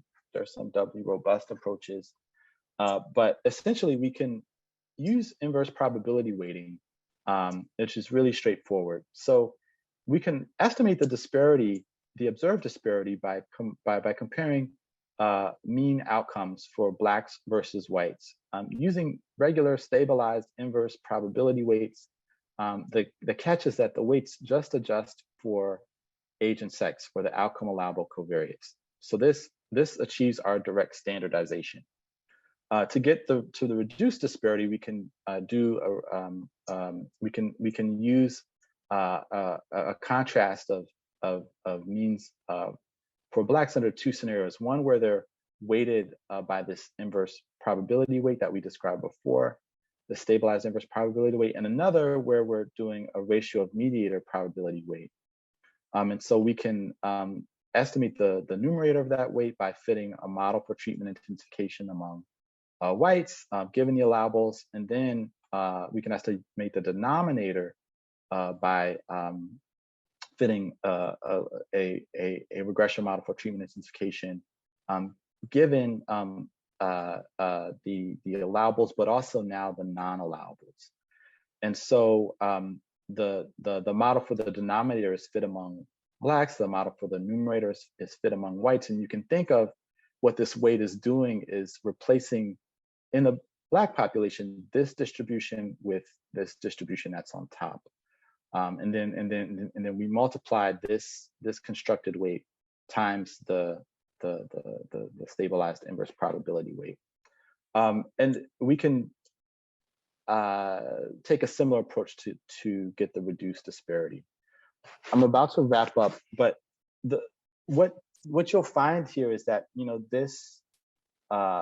this formula here actually reduces to many things in the literature, depending on what you choose as allowable or non-allowable. It's actually really cool. If you make certain choices, you'll end up with the same estimator that quantifies a natural indirect effect under much stronger assumptions. If you make certain choices, you'll end up with what's known as the Oaxaca blinder decomposition under linear models, and then under different choices under a weighting approach. And so the point here is that really, when you use those off-the-shelf estimators, they're making decisions about what's equitable versus not equitable for you. And sometimes I would argue that those automatic decisions that are being made for you are actually nonsensical, or at least may not respect the equity value judgments that you have in mind. So in this scenario, I'll just pick out the natural indirect effect analog. This is one that, you know, when you look at what's going on, it conditions it conditions the estimand and standardizes for all the confounders that you need to identify the effect of treatment intensification. So that includes demographics, socioeconomic status, and also clinical factors. But we said, number one, that, you know, SES and clinical factors were actually implicated in disparity. So that really violates, you know, this principle of amenability to intervention, because these are have worse profiles among the Black population. We can address them through our interventions. So we would want to include those in disparity. It also violates the principles of social contract, because by conditioning everything on all of the covariates, the intervention to remove disparities in treatment intensification depends not only on demographics and clinical factors, but also on SES. And so it's an inequitable intervention. So I'm going to end there so we have time for questions. Thank you. I'm sorry I had to go through it so quickly, but I wanted to have time to discuss.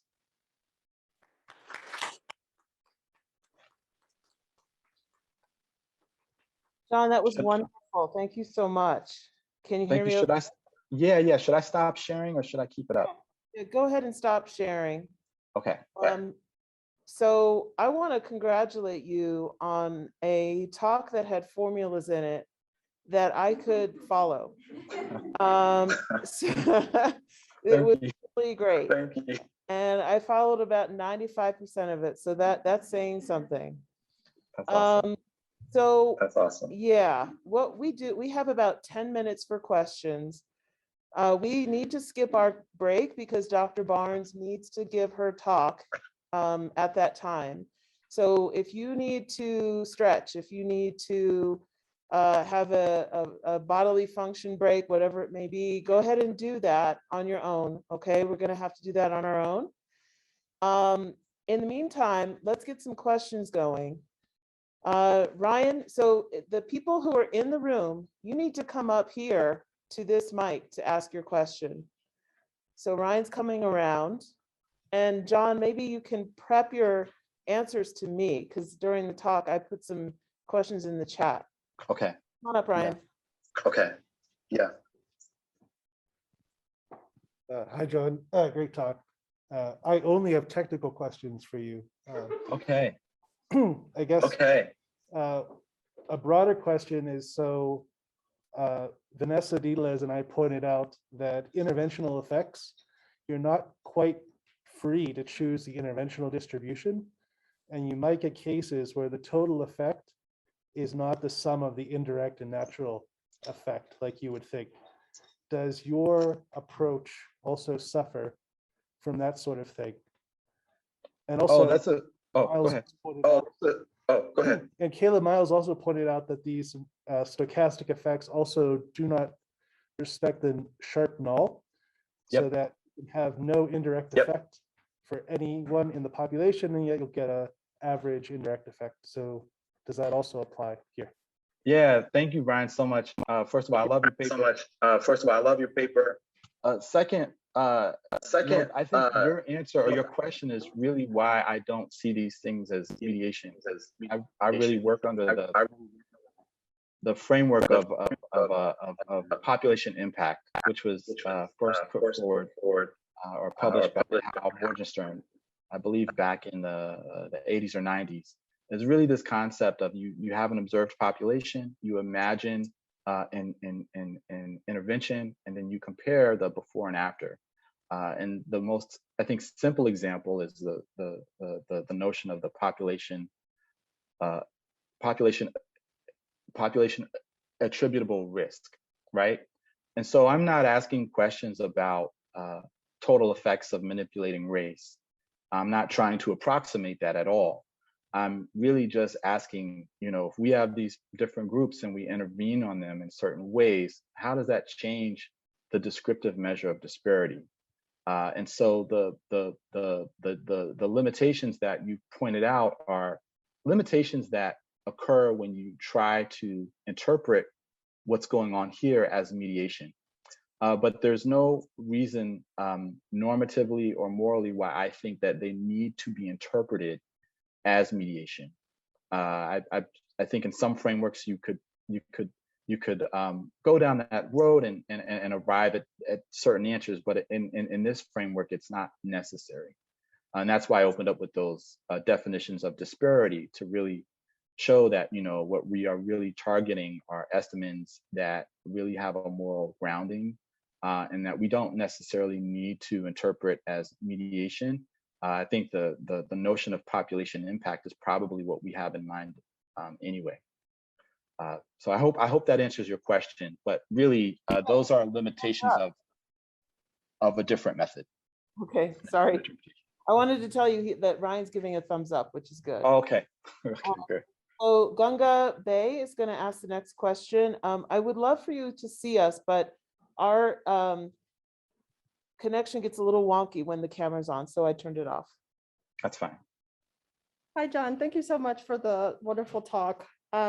You mentioned not getting into intersectionality, so I'm not even going to go there. I'm not going to even do that to you. But I do want to, I wonder what your thoughts are on potential dangers of this conceptualization. So I'm thinking about, like, what if somebody chooses to do like decomposition analysis to examine like income intervention on violence in Chicago neighborhoods, and they find that the intervention doesn't really reduce like deaths from violent deaths among young Black men, but community work, shows that, giving people a little bit of money really goes a long way. I'm wondering, how do you think, are there potential inconsistencies with using the statistical method to assess this versus the on the ground work that kind of pulls in much more of the, I'm not saying much more, but is grappling with the social constraints? Yeah, no, I hear you. Like, I hear what you are getting at. And I think it's a limitation of not just this work, but all of what we typically do in epidemiology is, a lot of the exposures that we study are driven by social forces that are dynamic, interdependent, and mutually constituted. And so, and we also know that many times after you intervene, the DAG changes, right? So, like you come in with your intervention and all of a sudden another barrier pops up that didn't really exist before. So I sort of argue in a commentary that I have that, doing this sort of work is really the first step, but you really have to kind of integrate it with more qualitative work. That's like actually my dream, is that people would do this with a mixed methods study where you actually engage marginalized groups and sort of flush out what are the barriers and how are they, what are the things that are actually driving this risk factor distribution. I think that the limitation that you raise is an important one, but I think it's something that, like, if you really think about it, is really like an Achilles heel of a lot of what we do, even effects of social policies.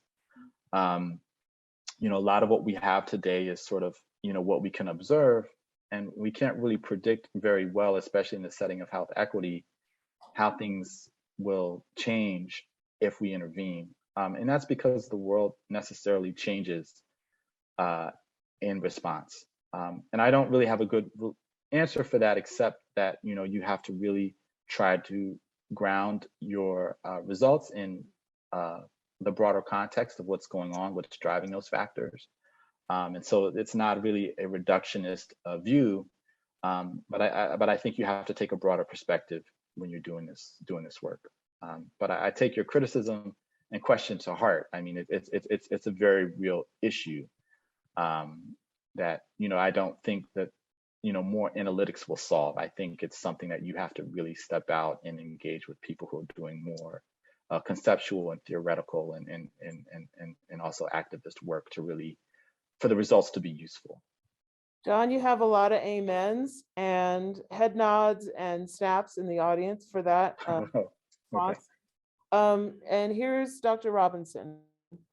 Uh-oh. We're all friends. I loved this paper. I hadn't read this paper before, so that's a good thing about going to a conference with like a reading list. And I really loved it. I love the way it bridges like the causal inference piece with like philosophical questions really about like, you know, how should we think about these issues? How should we decide what to study and, you know, what we just accept versus what we try to intervene on? And it made me think about training, like to really implement something like this, you have to train people to kind of make some value judgments. I mean, you can use something like the IOM definition that kind of gives you value judgments, but then you're also skeptical of that. And I think rightfully so.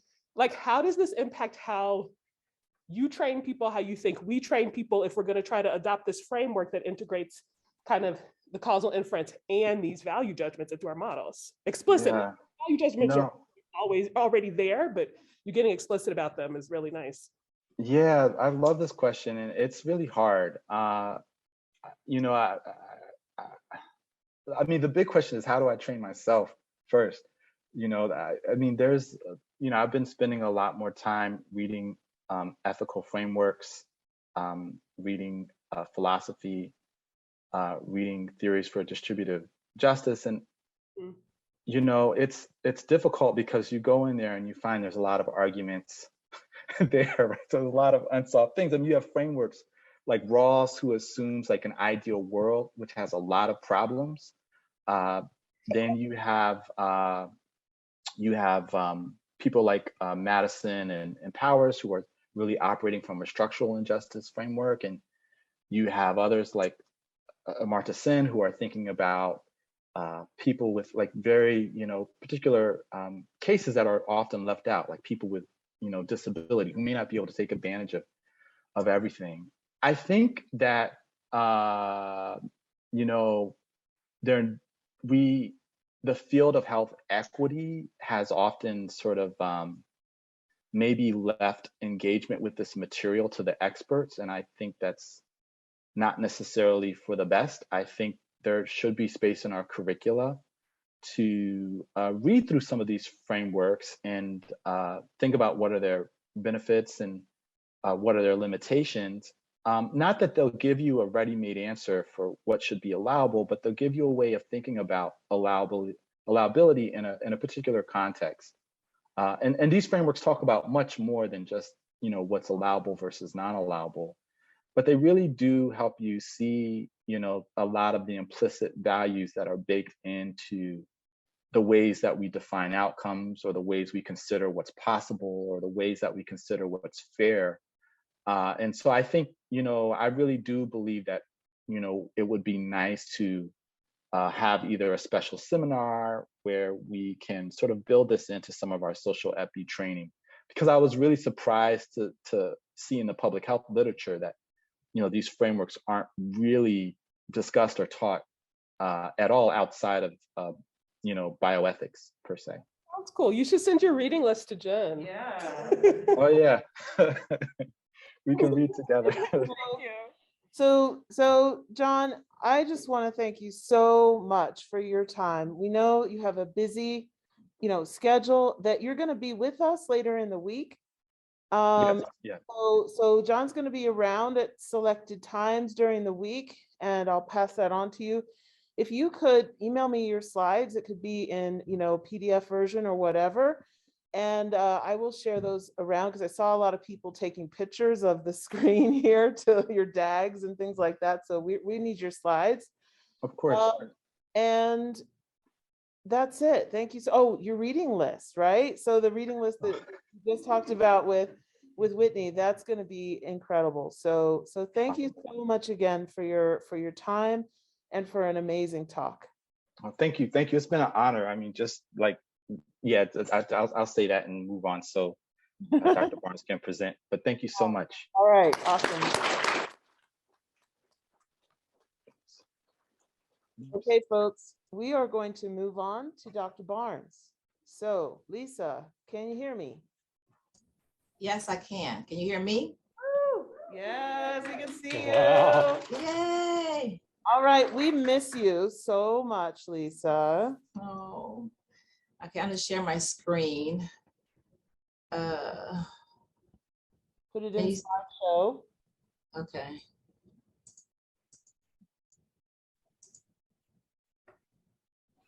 Yeah. All right. Do you see the actual presenter view? You actually see the view as it is meant to be seen. Perfect. Hold on just 1 second. Let me see if I can. I don't think anyone here is reading the transcript, right?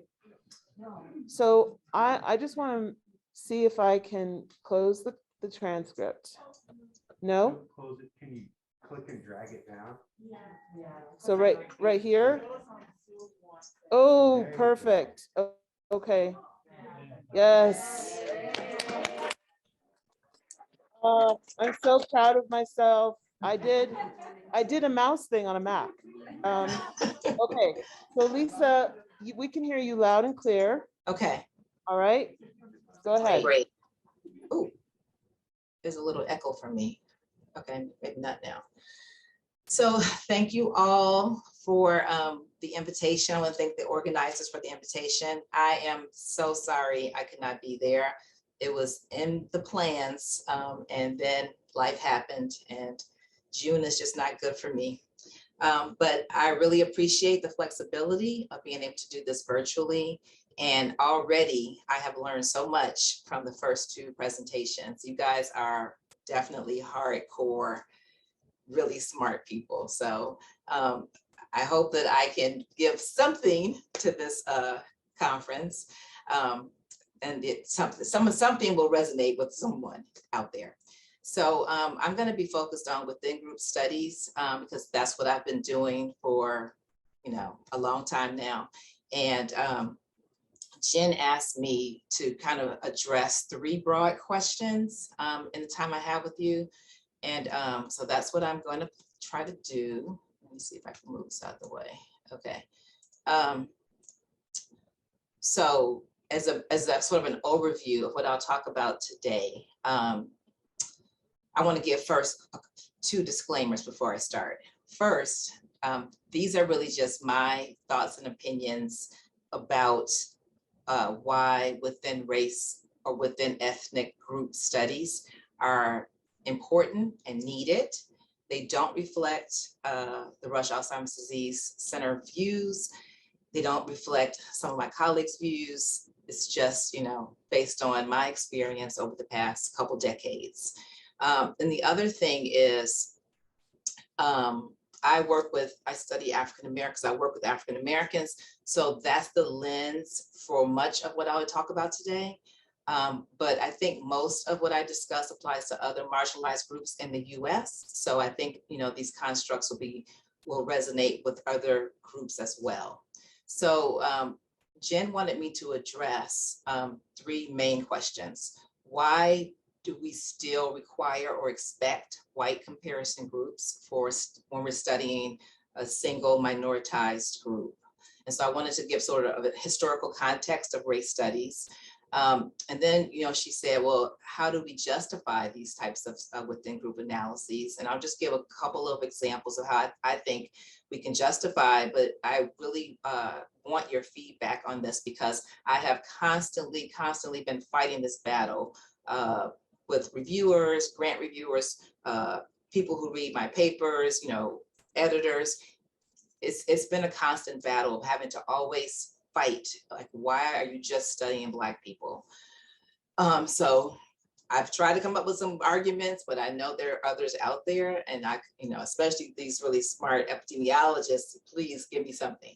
And then I'll just end with, how I think these within group designs can advance our research, because I think they can be really powerful for identifying culturally specific psychosocial factors that impact heterogeneity and aging, because they will offer unique narratives in some cases that you won't be able to really address when you do between group studies.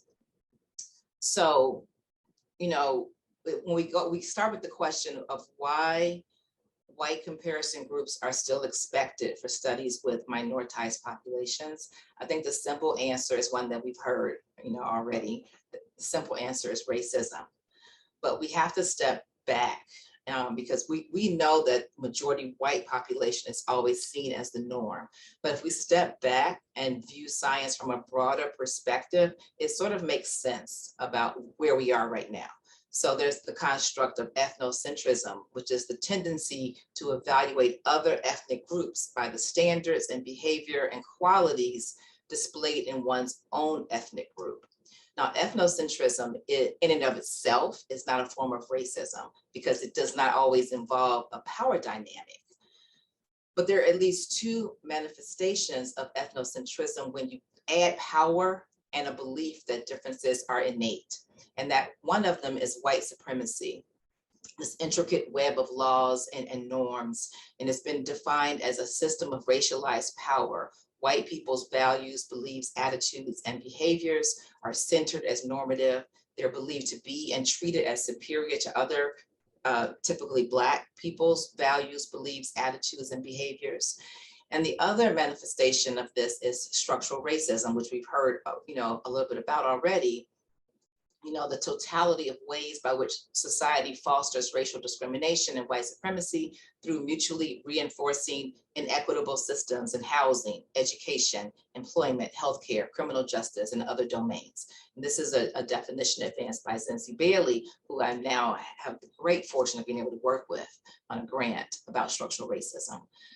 So this enduring principle of white over Black supported slavery, it supported Jim Crow, and, you know, really defined Black people as racially inferior and subordinate in every way. So these racially comparative approaches, by their very nature, set up a deficits approach to understanding disparities, subconsciously normalizing the experiences of the dominant white population. But we can look at the study of race historically to really understand where this comes from. And I'm not going to get into a lot of detail here, but, you know, most of the research between the 1800s and the 1980s were really focused on studying race on cultural and or genetic deficits. So you have, you know, the famous Drachtomania in 1851, you know, a Louisiana surgeon, Samuel Cartwright. He filed a report in the New Orleans Medical and Surgical Journal on disease prevalence among the South Black population. And he termed the name of this syndrome as Drachtomania, which really was a form of mania supposedly affecting slaves, manifested by an uncontrollable impulse to wander or run away from the white masters. And then we had the craniometry in the 1800s, which I know the neuropsychologists in the room are well aware of, you know, which supposedly proved that white people were biologically superior to Blacks by measuring human skulls.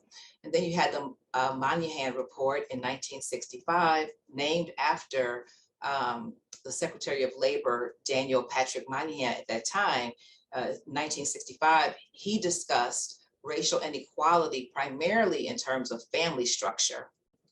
Basically that the overabundance of female-headed households was the reason that there was so much racial inequality. So these flawed, biased studies, you know, failed to account for political and social factors that we now know, you know, are important, like poor housing, poverty, lack of health care, and, you know, racial oppression. But importantly, these types of studies located the problem within the impacted group. And it didn't take into account fundamental causes that we talk about today, the social determinants of health.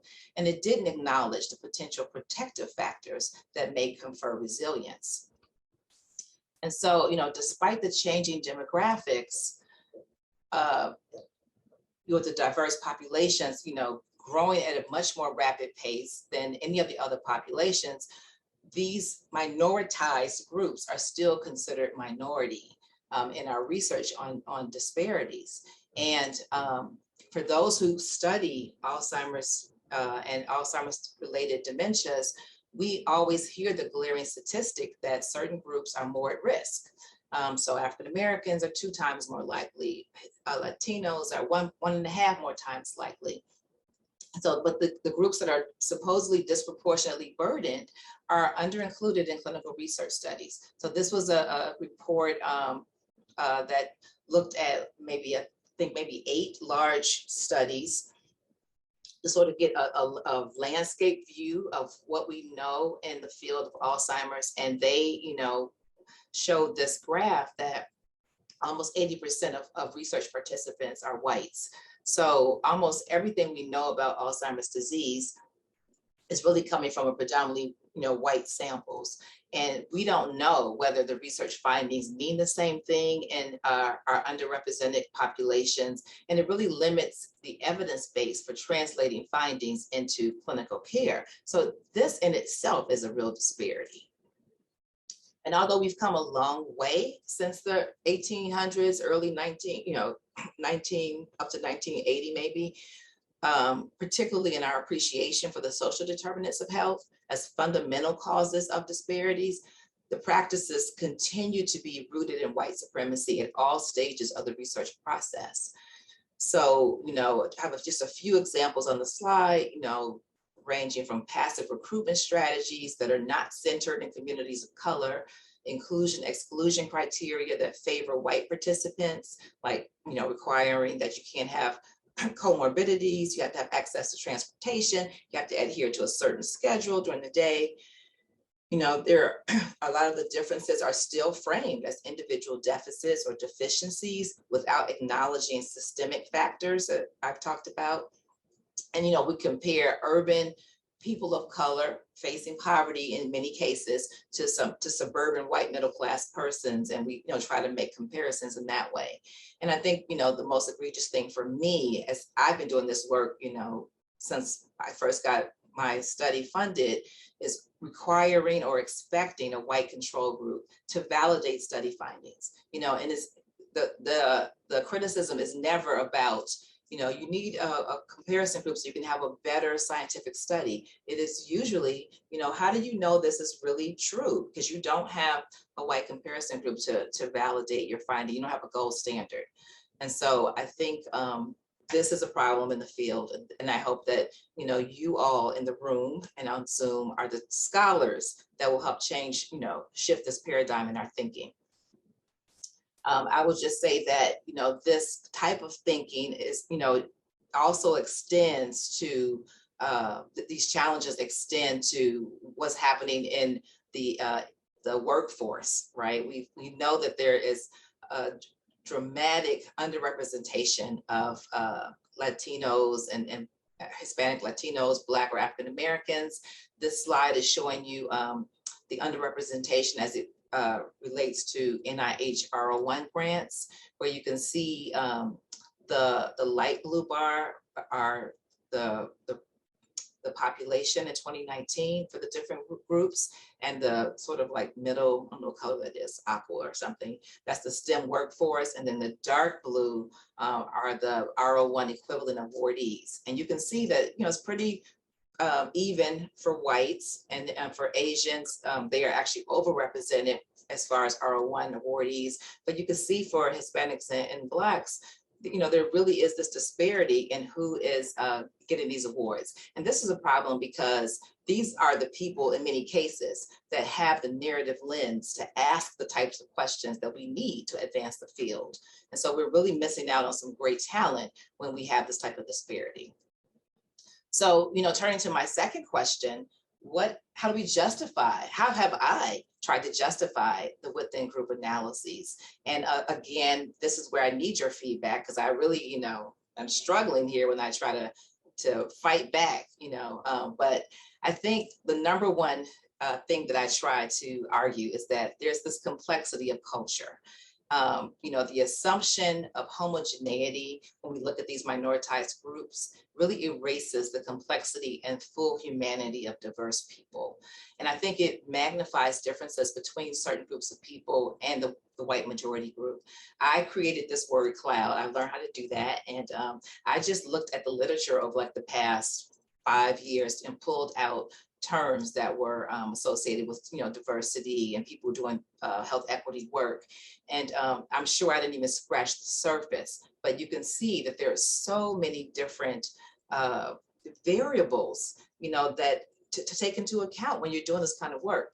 And Justina will talk about intersectionality, that's her domain. I'm not even talking about that. I'm talking about just the vast amount of heterogeneity that exists in these minoritized groups, but they're often treated like they are a monolith and that we can just lump everybody together and, and look at these differences across race and ethnicity. Just a few examples of how this plays out, you can see that there are differences, even though a lot of times we lump Latinos together.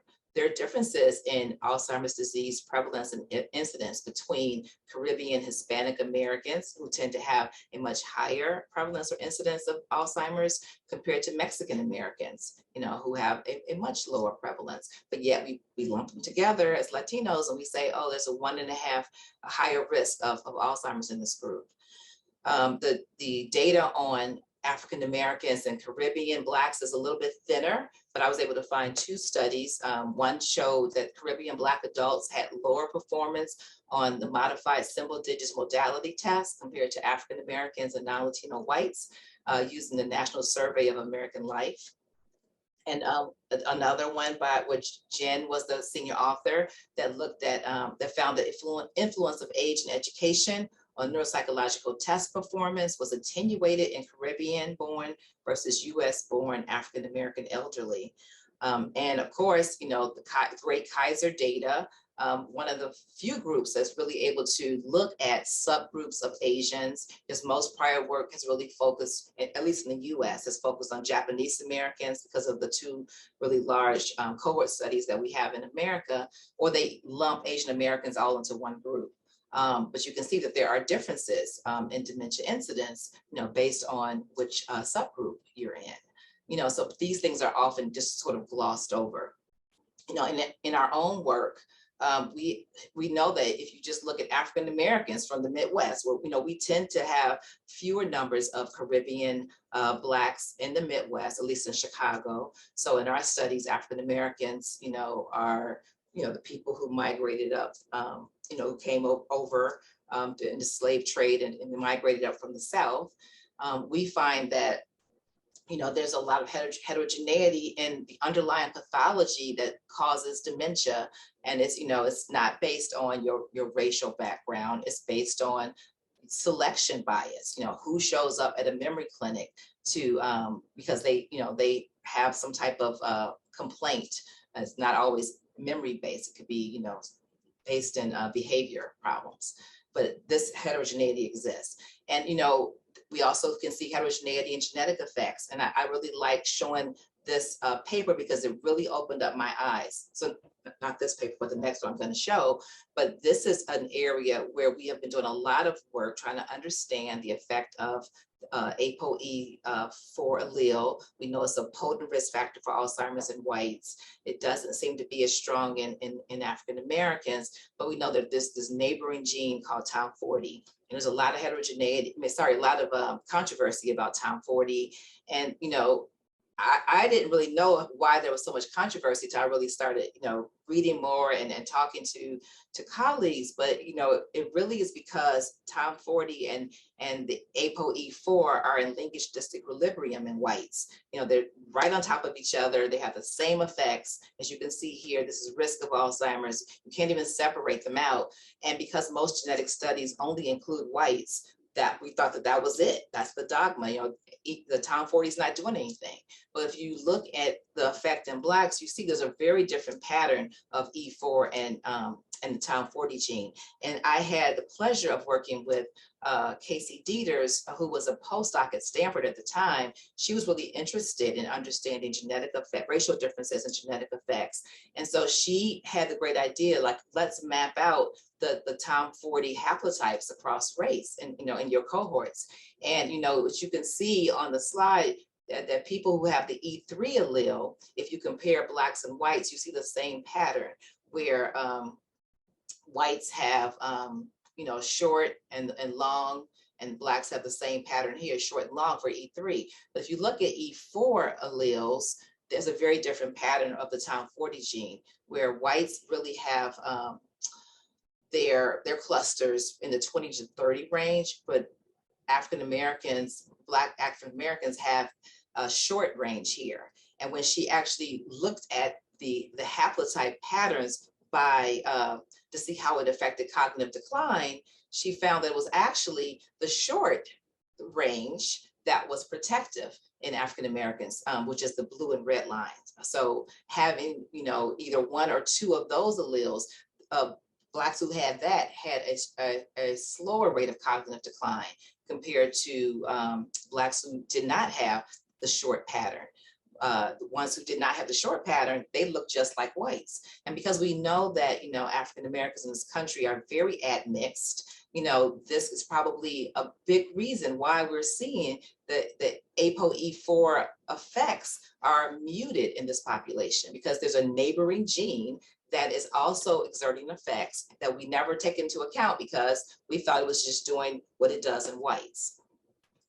So, you know, I think, you know, those are sort of the arguments that I've tried to advance, that there's a lot of heterogeneity, that, you know, that minoritized groups are not a monolith. And what I don't have a slide for, but I think another argument that I've tried to advance is that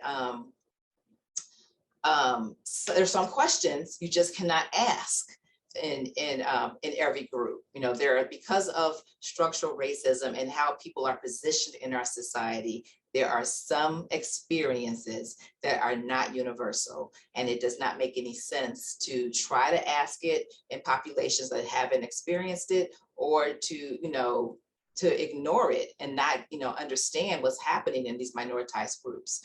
So those are sort of the things that I've tried to advance as far as, you know, why, as a justification for why these kinds of designs are important. And so now in the last part, I just want to talk about, you know, what does it mean to center diversity, you know, or center these within group designs? So, you know, I don't want you to get the idea from this presentation that I'm saying within group designs are better or, you know, are more important for health equity. The theme of your conference is best practices, you know, for cognitive aging and health equity, you know, issues. And so I really believe that within group designs should complement between group designs. You know, between group designs can play an important role in documenting disparities, mobilizing resources to reduce disparities, right? So we really need the between group designs. But it's important that in those instances that race and ethnicity are seen as proxies for structural factors, and disparities are conceptualized as differences rooted in social inequities. You know, when people start to make other conceptualizations based on the differences that they see, that's when we get into trouble. You know, and I think that within group designs allows researchers to identify salient cultural factors, you know, and to extend theories about the human experience that are believed to be universal, but have only really been tested within majority white samples. And, you know, we have all kinds of examples, you know, of culturally relevant factors. You know, some of these certainly can be examined between groups, you know, and you would have a continuum of endorsement on these different factors. But there's some that you probably never would think to, you know, to examine in a white group and try to look across race to understand a disparity. And I think, you know, depending on your research question, you have to make that judgment yourself. But and this is not even all of the possible factors, but these are some of the ones that I have pulled out of the literature, from studies like the Jackson Hart study, people who are really doing this kind of work really thoughtfully and really trying to move the needle on us understanding health equity at a deeper level. And I think, the NIA Health Disparities Framework, I know Jen showed maybe 2 or 3 different frameworks.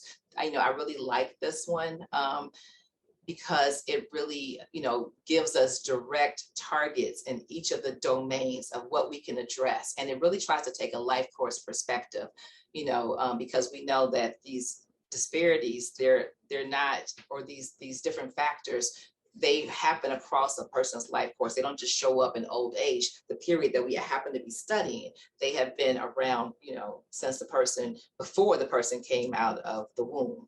And so we have to be able to take all of those things into account.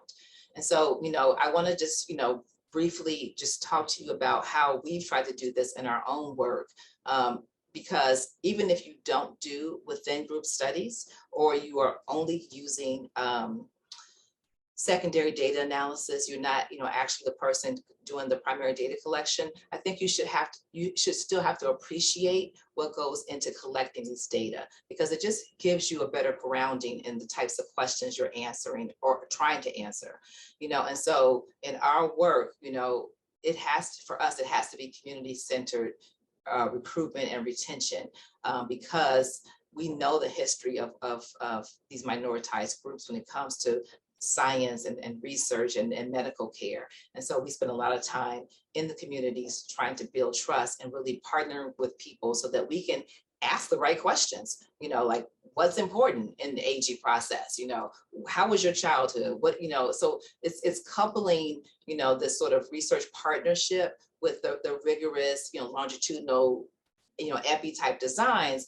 but really trying to bring into bear this sort of engagement with communities so we can get more of a richer appreciation, and because in my particular studies, I'm also trying to get autopsy from my participants. I have to keep people in the study, until they die. And so, we really try hard to come up with culturally celebratory retention events to keep people interested and engaged and feeling like they are giving something bigger than what they are, they're involved in something bigger than themselves, something that's going to really help their communities.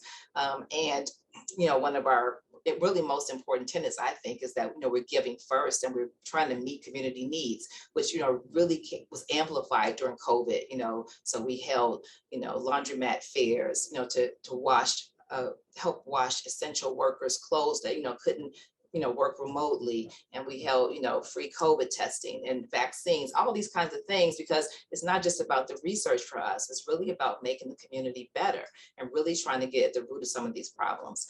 And so, because of all of these types of efforts that we've built over the years, we can then answer important questions, of these cultural experiences or cultural risk factors.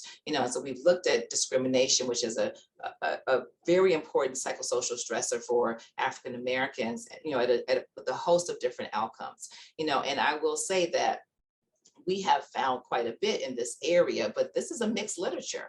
There's still much more to be learned. Even within the Kaiser databases, we're not seeing the same types of things with discrimination. And so it doesn't mean it's not a good question to ask. It means that there are other things we're not considering. Are there regional effects, segregation, things like that we need to be taken into account. So, by taking a broader perspective, reading outside of your literature, bringing in different perspectives in a multidisciplinary fashion, you can ask different questions. So we've been able to look at, discrimination and school segregation, which I'm not going to go over. I know people have heard my presentations ad nauseum, so I'm not going to bore you with that. But we have, been able to look at discrimination with mental health and with, things you can measure in the blood, things you can measure in the brain, to try to understand how a social marker can actually get under the skin to affect health, and then being even broader than, something like specifically like discrimination, looking at stress-related factors like, perceived stress and, John Henryism, seeing how those things affect cognition and brain aging in our African Americans. And finally, there are a number of really unique questions that we can never get at with surveys. And, we had the honor really of recruiting Dr. Crystal Glover to our group about, I don't know, 5 or 6 years ago. And she does mixed methods work. She's a social psychologist, but, she was able to bring her methods and her approaches to, our very, traditional applied, survey research methodology to help us address issues and questions that might have been really sensitive, around under inclusion or clinical trial participation, and her work has helped us understand some of the unique factors that are not being picked up in our current survey methodology. And it's also helped us create materials, educational materials for the families, for the participants, so that, we can work together with the community as partners to really move the needle in health equity research. So I've gotten such a greater appreciation for qualitative and mixed methods work, because I wasn't trained in that, obviously, but it's really adding so much to our research portfolios, and we're just really very grateful that we have Crystal on our team.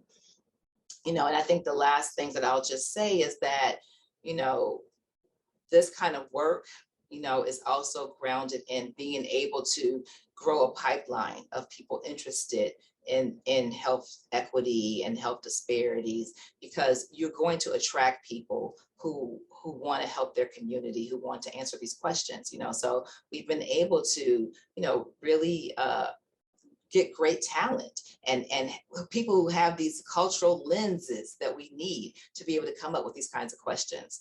Because, again, we're not a monolith, and my experience as a Black woman is not going to be the same as another Black woman on my team, who might be, have a completely different background than I do. So it really takes a whole multidisciplinary team working together to address some of these questions. So I will just end with, I hope, time for questions by just a few points. I think a one-size-fits-all model or approach to our science is really rooted in structural racism and white supremacy. And it attends less to the important heterogeneity or within group variability that exists within these minoritized groups. Comparative work is certainly important, but it should not establish a hierarchy where one group is positioned as the gold standard or norm. That is what I see in so many papers. And I think that we need to, to change that.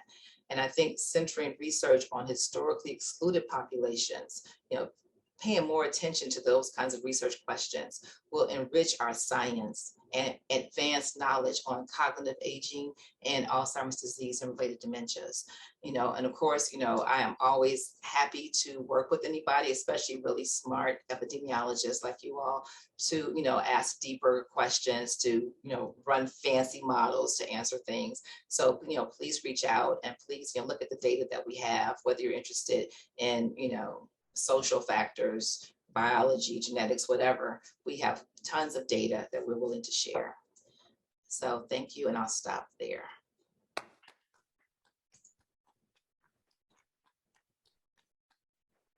Lisa, you killed it. That was awesome. I know you couldn't hear. There's a lot of, claps and yeses and, laughs and relief, and you're really speaking the, truth. What good here in the room. I didn't know if I was going to have tomatoes thrown at me. Well, yeah, like the reviewers do. I think, not only it may be that you're speaking to the choir, but you're also giving us, language that we didn't necessarily have before to express, the rationale for why to do these studies and why they're so important. So thank you so much. You are really an inspiration. You know this. You're an inspiration for me and a lot of people in the room. Thank you. Yeah, we love you.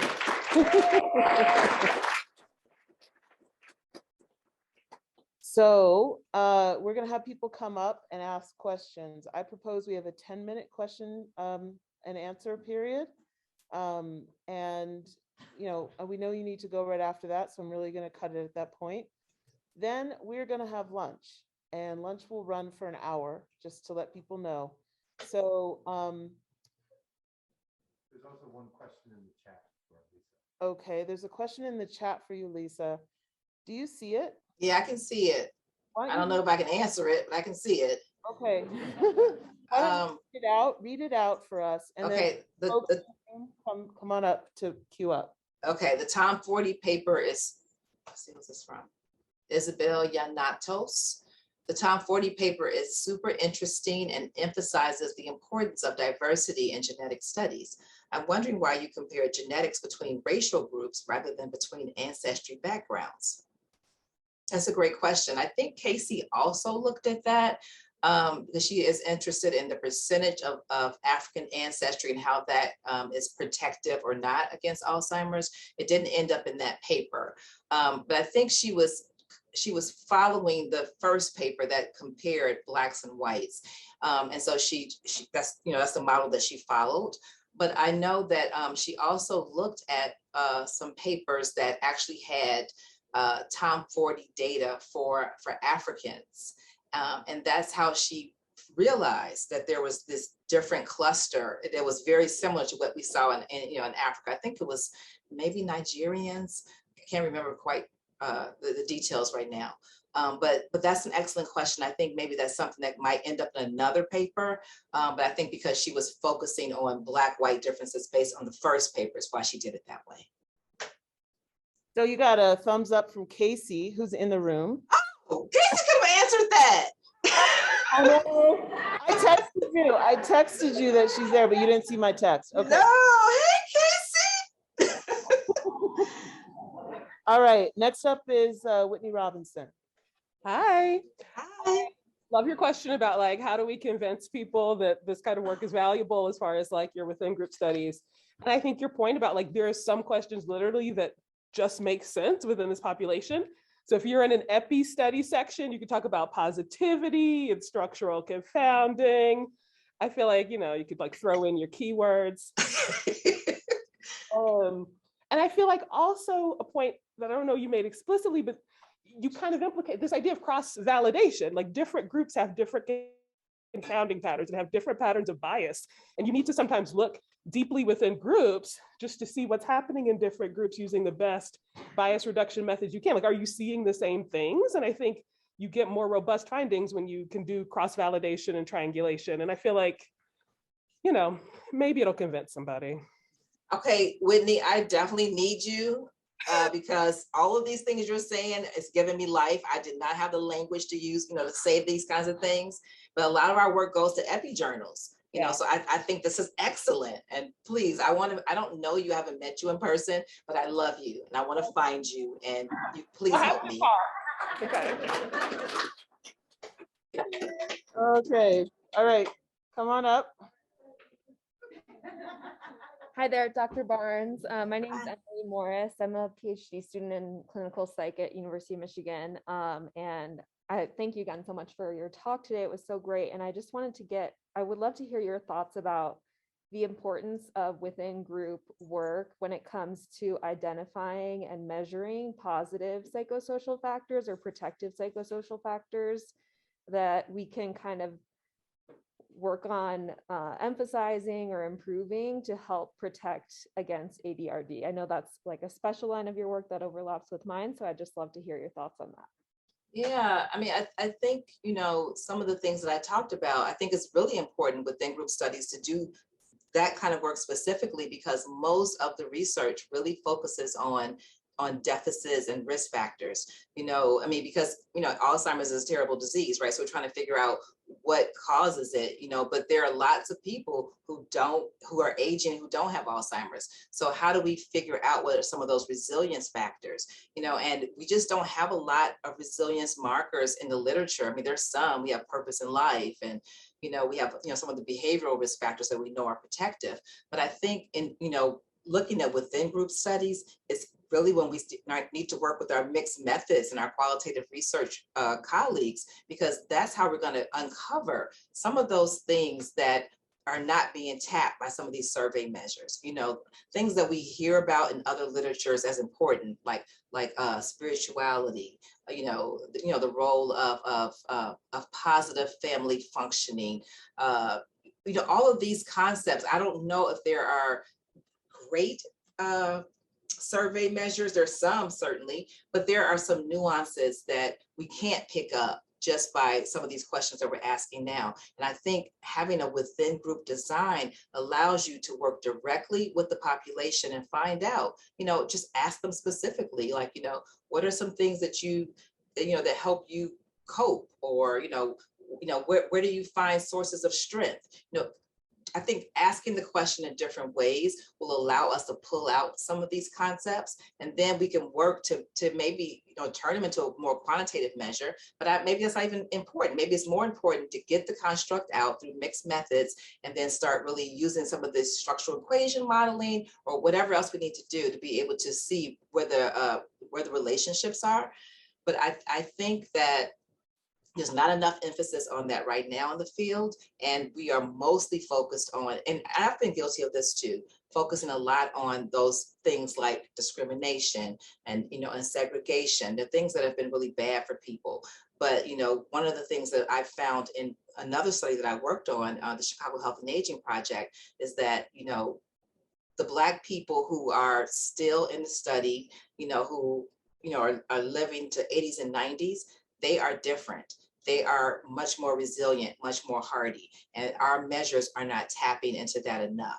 And so, I mean, if you have ideas about some resilience markers that we should be looking at, I'm open to that. But that is definitely an area that I'm trying to go more into, to understand resilience markers and just how we can understand healthy aging. Yeah, thank you so much for your perspective on that. I really appreciate it. I wish I could see you guys. Our camera makes a little glitchy. I know. It's just like talking to a black box. Yes, I will do it. Yeah, let's do it. And maybe Alden, you can turn on your camera and show everybody. Go ahead, Elizabeth Rose. Okay. Hi, Lisa. It's Elizabeth Rose. Hi. It's good to see you. Thank you so much for your time. There's a lot of you out there. Oh, and I'm so nervous about whether I can articulate what I want to ask. So I'm going to try. So, do you have any, based on your experience within group studies, do you have any recommendations for when if you're trying to launch a cohort study in a minoritized population that isn't represented in the status quo research, and we have a 5-year grant cycle, and we really want to measure cognitive change, and we want to go into the community and build trust and try to really identify how to build trust and recruit the population we're interested in. How do you kind of balance thinking about these 5-year grant cycles and establishing the cohorts and generating the long-term data that you want? Yeah, it's a great question, Elizabeth Rose. And I know one that a lot of people really struggle with. I don't have any great recommendations. It takes a lot of time to do this work. I don't think it can be done in a 1 5-year grant cycle. I think that my study has been funded since 2004. So we're year 16 to 20 now. And but before I got funded, I was actually working in the community years before that, building relationships, building trust, working with the community to understand, what was important to them. And so that by the time I got funded, I was sort of able to hit the ground running, but I had to do all this work, behind the scenes until I got funded. And the other thing I did during that time, which, I tell, junior investigators, is I worked on another issue that was very similar to racial differences. I looked at gender differences in, our majority white population, so that I could check all those boxes that I needed to be able to go up for tenure and have, productivity, so I could actually get the grant, So I think, it's sort of using different strategies, but there's no substitution for putting in the time and effort it takes. I mean, this just, I can't sugarcoat it. It's hard. And it takes, especially with these communities that haven't been represented, haven't been given a voice, it takes time in the community working with them, you know. And one thing I like to tell people is that when I first started my cohort, the first 5-year cycle, you know, I was only trying to get 350 people, right? And I know I didn't get any papers out of my own cohort that first grant cycle. So I had to leverage other publications in other areas. But one of the things that I did that sort of created a groundswell for the building of the trust piece with these populations was, you know, we visit everyone in their home to collect the data. We never have them come to Rush. But what I did was I incorporated a visit from me at the end of each RA. You know, the RA goes out, the nurse goes out, and then I would go out, and the phlebotomist goes out. Then I would go out at the very end to thank them, to go over their cognitive testing results, to answer questions, blah, blah, blah, all those things. And just that one visit with every single person in the cohort completely changed everything for what we were able to do going forward, because then they had a face that they could associate with the research. They had me, and they looked at me as, you know, coming from their own culture, you know, representing them, and feeling like I was their granddaughter asking the right questions. Now, that's not to say that if you're not of that culture, you can't do this work. I think it was really about relationship building, life-to-life connections that really allowed me to create a cohort now that's, you know, been in existence for almost 20 years, you know, and now, you know, 800 people, half of them give me their brain, you know, but that was all because I had to put in the extra work, you know, behind the scenes and before the scenes. So I guess the short answer to your question is there is no easy route. You cannot do it in 5 years. And so I think, you know, but persistence and just sticking with it are the keys to be able to have a cohort. And, you know, because you have the Kaiser cohort, you can get so much data out and have so much productivity while you're working on the side to build a cohort. So I don't know, I hope that helps. Thank you, Lisa. All right. Lisa, we're going to let you go. You see a lot of props coming from the chat. You see, I hope you saw all of our appreciation and heard our appreciation here. You see people waving. Everyone wants to say hi. I really want to come to Friday Harbor. We're going to have to do this next time. Next time, we'll do it again, and we'll have you again. So okay. Thank you so much. And thank you. Enjoy your lunch, everybody. You take care. Bye.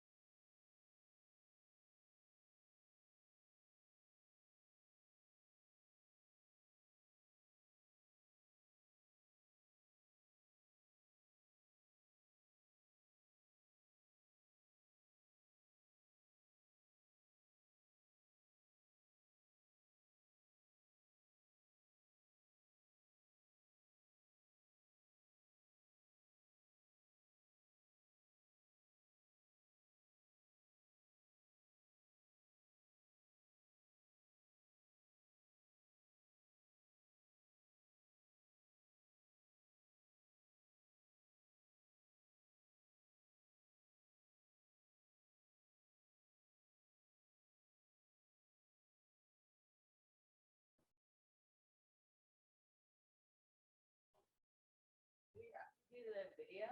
It's such an unflattering view. The bottom of the.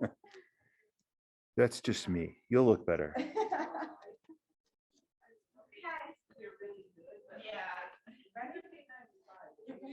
Right, right.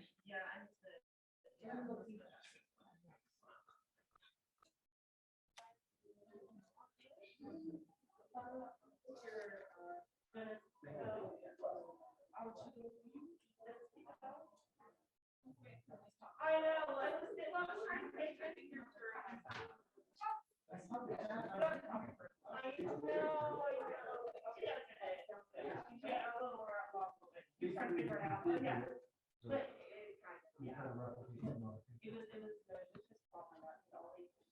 How you doing? You ready? Yeah. Cool. Ready. Are you gonna sit with me? Yeah. Okay. Is everything on with the Zoom? That's not on, huh? Turn it on. So do you want me to call time for you? Yeah, I'm getting like 25 minutes. Give me a little. Yeah. Yeah. Yeah.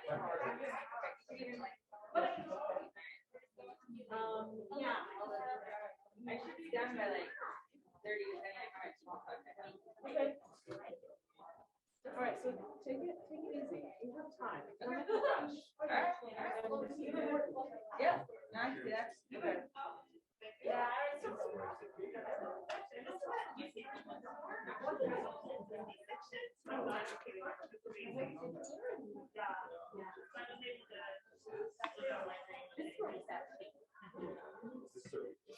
Yeah.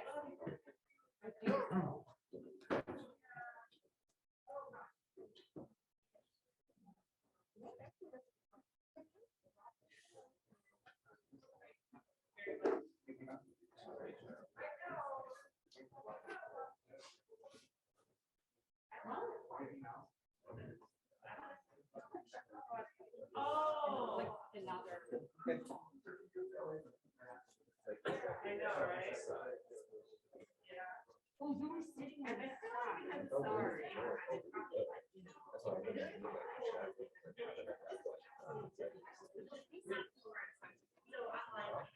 You are wearing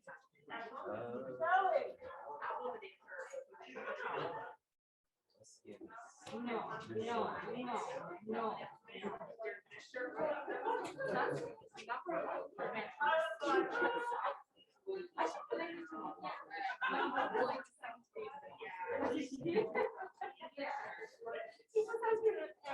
I usually do, but it's not like over.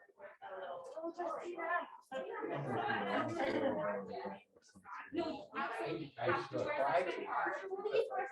We put it on our tongue. That's.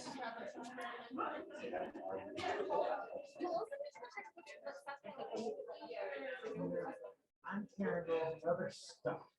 It's no time for this. You wanna walk it out real quick? Yeah, go down the aisle, do a little. I'm good. I did it. So I'm going to introduce you.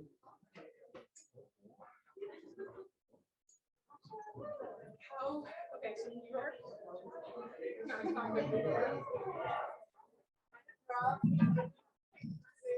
All right, everybody, let's get settled. We're going to get started.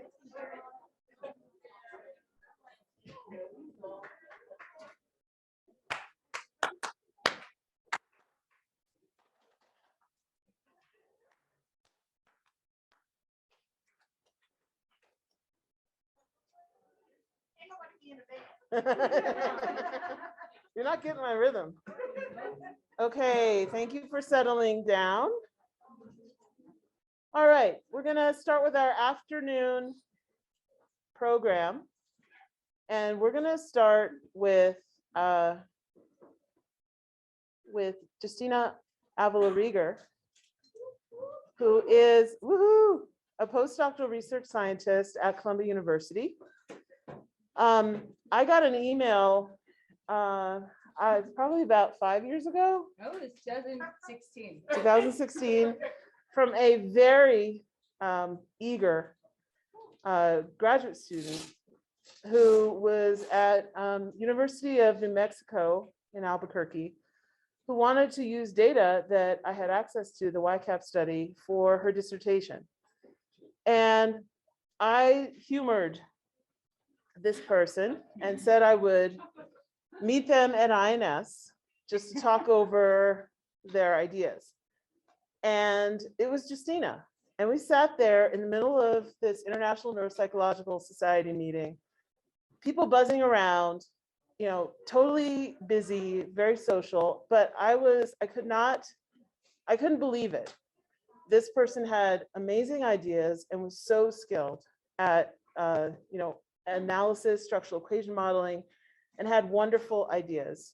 And so it is just one of the most, you know, wonderful things for me in my career to be counted among the mentors of Justina.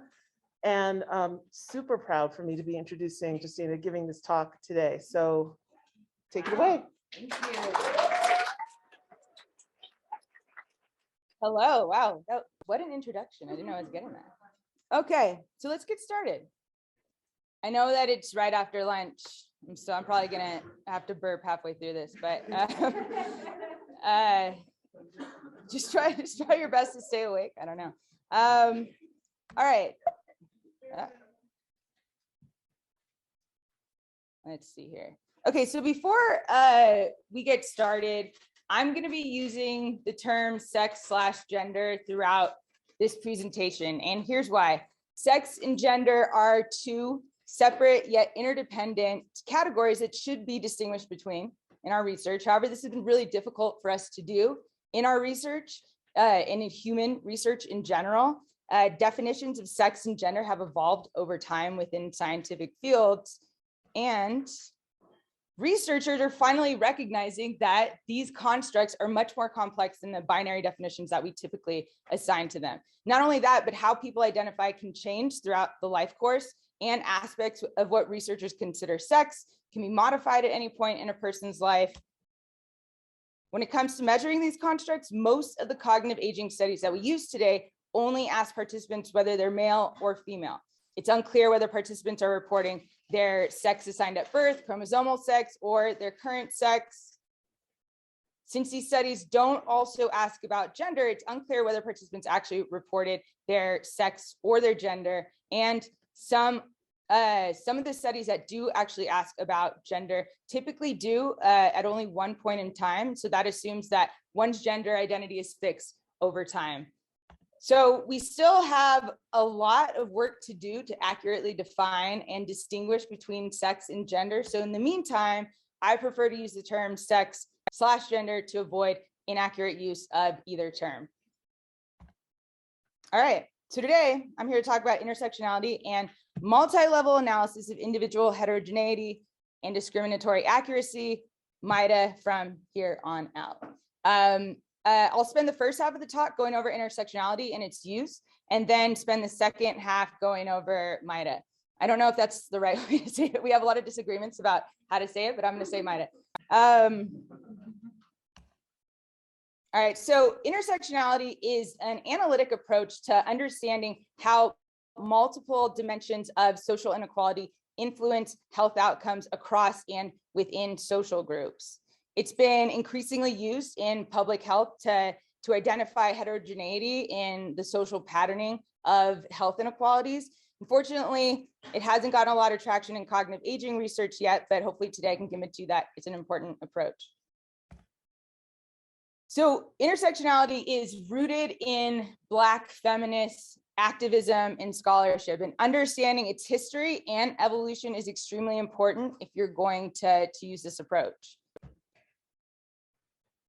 These are just some of the many Black women who have contributed to intersectionality. Really, the core concepts that are associated with this approach emerge from a much larger historical narrative about race and gender that dates back to the 18th and 19th centuries.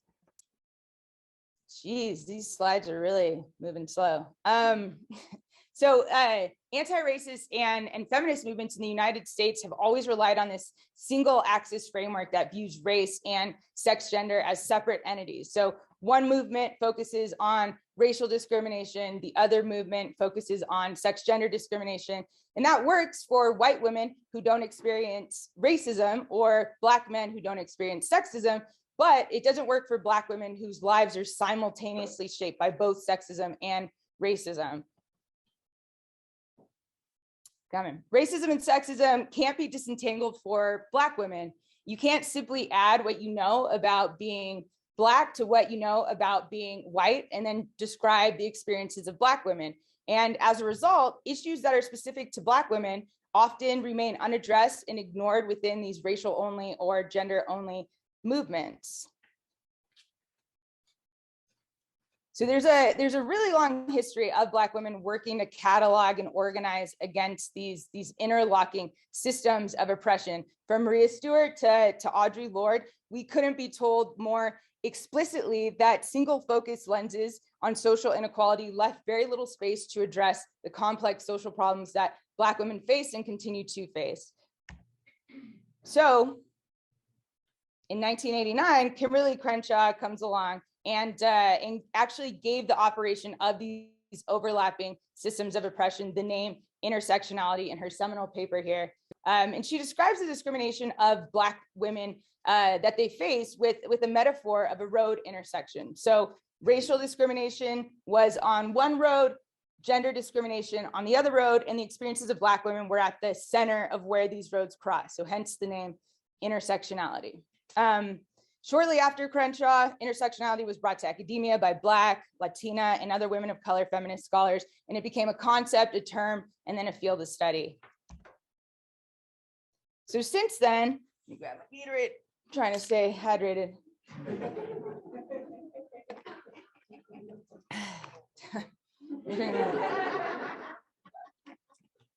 Jen told me to take my time, so here I am. Okay. So since then, since Crenshaw and since it's come to academia, intersectionality has really expanded to other academic disciplines, other intersectional oppressions, and it's been suggested as a promising way to advance health inequalities research because it's well suited to address and elucidate how diverse inequalities are driven by multifaceted power structures and processes. And if you think about it, most public health research follows a single axis framework. We tend to look at one disparity at a time in an additive approach, and this really distorts our understanding of these inequalities. So some of the work that we've been doing using an intersectionality approach is focused on looking at variability in women's episodic memory advantage over men. This is an advantage that's assumed to be universal to all women across the life course. But when we looked at interactions between sex, gender, and race and ethnicity, we found that only white women had this advantage over all men.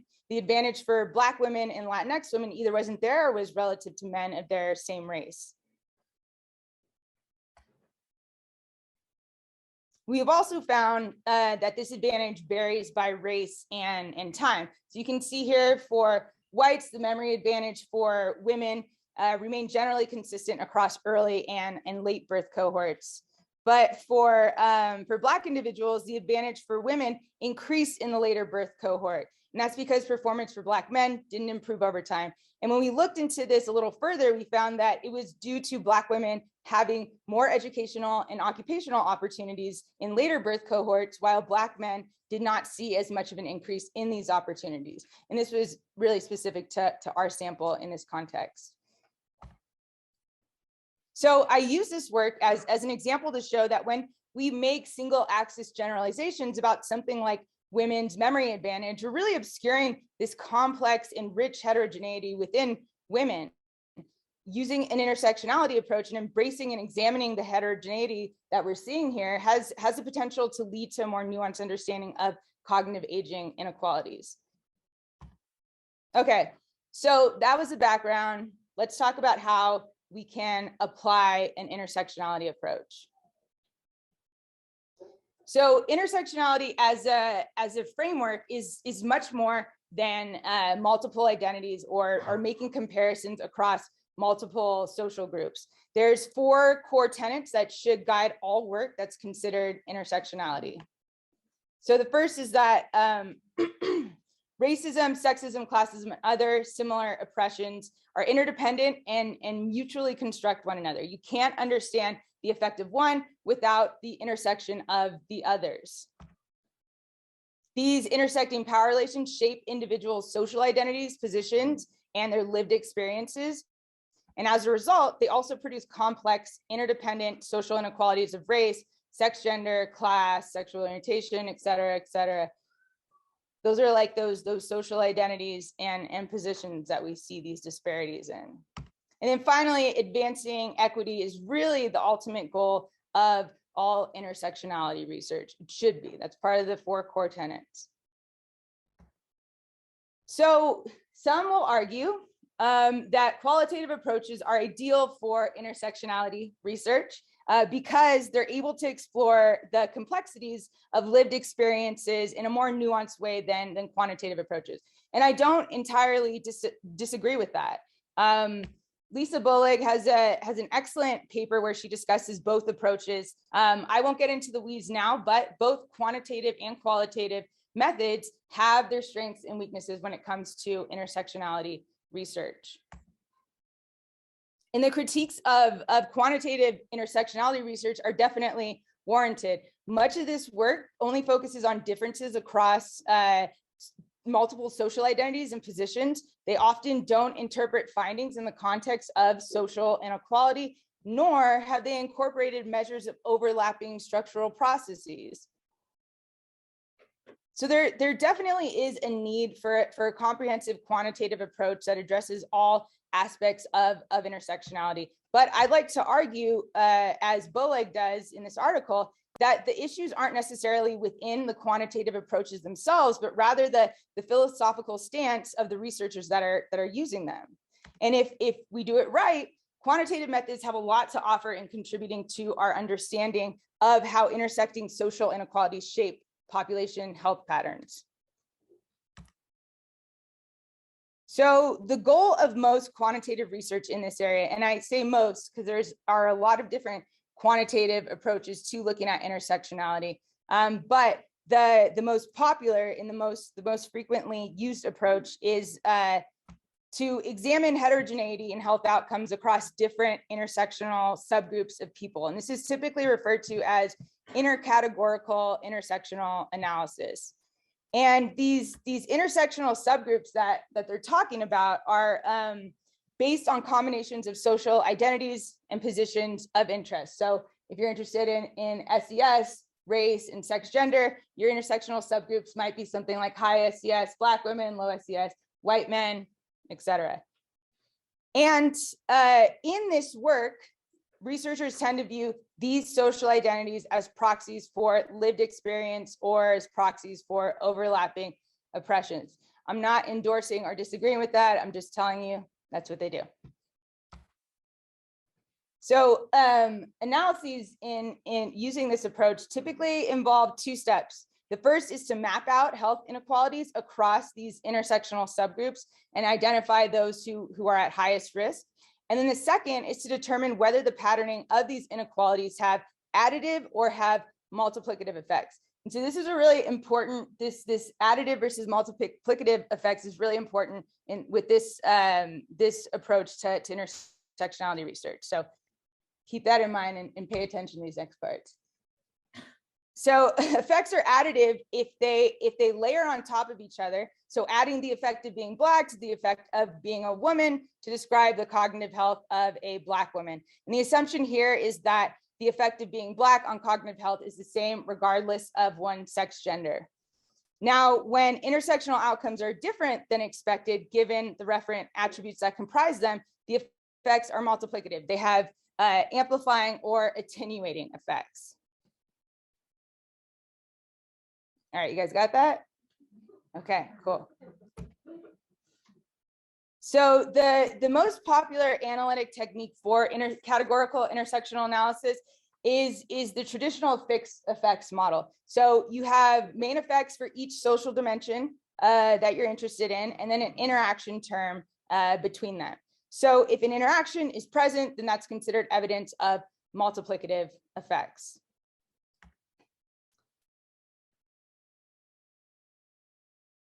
Oh. Yeah. Something is, there you go. All right, well, so there are a few limitations with this model that make intersectional analyses challenging.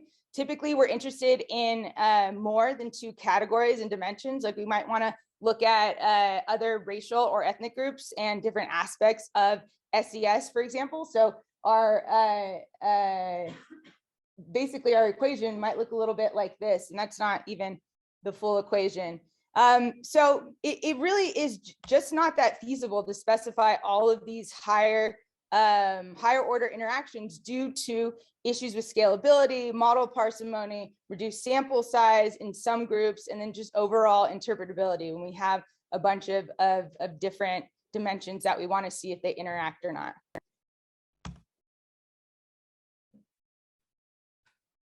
Also, this model gives us interaction effect. This specific model gives us an interaction effect only for Black women. And ideally, we want to be able to determine simultaneously whether all intersectional subgroups exhibit evidence of an interaction. And there are also aspects of this model that don't necessarily align with intersectional thinking, like the fact that we have to interpret our findings as a deviation from some reference group, and in this case, white men. And then also interpreting disaggregated main effects has a tendency to take us back to single axis thinking. Now, this is where MIDA comes in, not as a substitute to the fixed effects model, but as a promising approach that has many technical and conceptual advantages compared to the fixed effects model. And as you can see in its name, it uses multi-level modeling. So in traditional multi-level modeling, individuals are typically clustered at some higher level by some observable context, like a neighborhood or a school. And this is done because individuals in that neighborhood or that school share something that creates similarity between them. And ignoring this clustering would violate assumptions of independence. Now, with MIDA, rather than something concrete like neighborhoods, individuals are nested within intersectional subgroups. And the rationale is that individuals sharing the same intersectional subgroup have a similar context that's shaped by overlapping systems of oppression and privilege.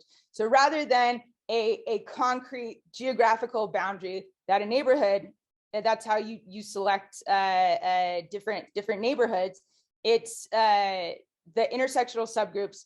It's an abstract boundary, and it's defined by what we're hypothesizing that these people are experiencing similar overlapping systems of oppression. So we're essentially saying using these intersectional subgroups as a context. Now, unlike the fixed effects model, MIDA is able to handle a large number of interactions in intersectional subgroups, as well as subgroups with smaller sample sizes. And this is because of the statistical shrinkage that's inherent in these multi-level models, which causes estimates from smaller, more unreliable intersections to be shrunk closer to the grand mean. And this shrinkage also partly corrects for the issue of multiple testing. Now, there are other things we can talk about with the shrinkage where it may not work out as expected, but that's for another time. We're also able to obtain interaction estimates for each intersectional subgroup. That was something that we really wanted on our wish list. So this modeling approach gives us that, which is really awesome. And aspects of MIDA also more closely aligned with intersectional theory. There's no reference group, and since interactions are treated as context rather than individual characteristics, the temptation to revert back to single axis thinking is somewhat removed with this modeling approach. All right, so let's get into the steps of how we do this. So this approach involves estimating 2 multi-level models. A null model that's going to provide us with a detailed mapping of inequalities across subgroups, and then an interaction model that determines whether the patterning of these inequalities in the null model are additive or have multiplicative effects. So the setup for the null model is only an intercept and a random effect for the intersectional subgroups with no covariates. Sometimes you can have covariates on a single level. So if you want to add age in to adjust for age, you could have something on the individual level, but no covariates on the group level. And then you also get between and within variance estimates. And we use this to calculate the variance partition coefficient, VPC. It's the same thing as an ICC that you would calculate in a multi-level model. And this just allows us to estimate the extent that the variance in an outcome is explained by differences across intersections versus differences within them. So sorry. Is that really mu is the residual, or did you mean E sub O J is the group level residual? So the mu is the group level residual. The E, that's the individual residual. Yeah. Yep. So it's a group level residual from or difference from average. Right? Yeah. Yep.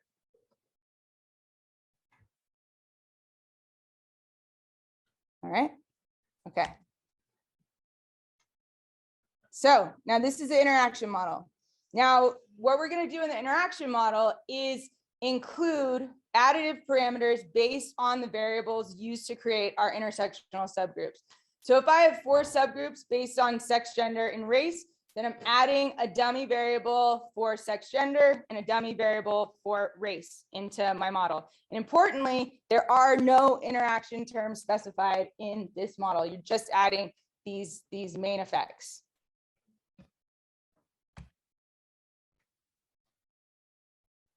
All right, so stick with me here because this is the important part. So if there are no multiplicative effects and the patterning of the inequalities that we just saw are just additive, then the main effects of the variables used to construct the subgroup would completely explain the between group variance. So it's going to be 0. And all 4 intersectional subgroup random effects would also equal 0. So if what we're finding is only due to additive effects and not those multiplicative effects, this is what we're going to see in the interaction model.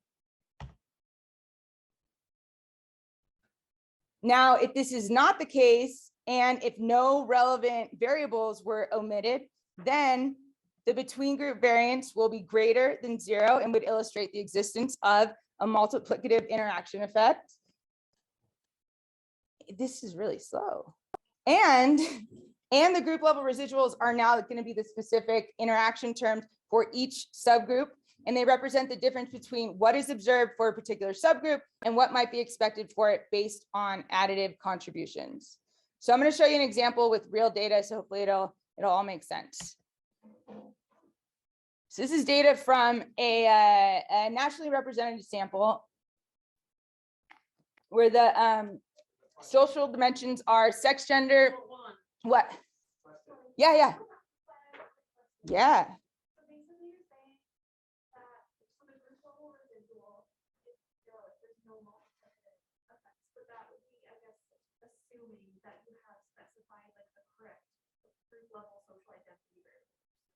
So wait, you got everything in the Oh. question in the mic. Yeah. So you're saying that it will equal the group level variance, or are you talking about residual variance? Yes, from you. Yeah, the group level residual will equal 0 if there's no interaction, assuming that we specified all of the groups correctly. Yeah. Yes.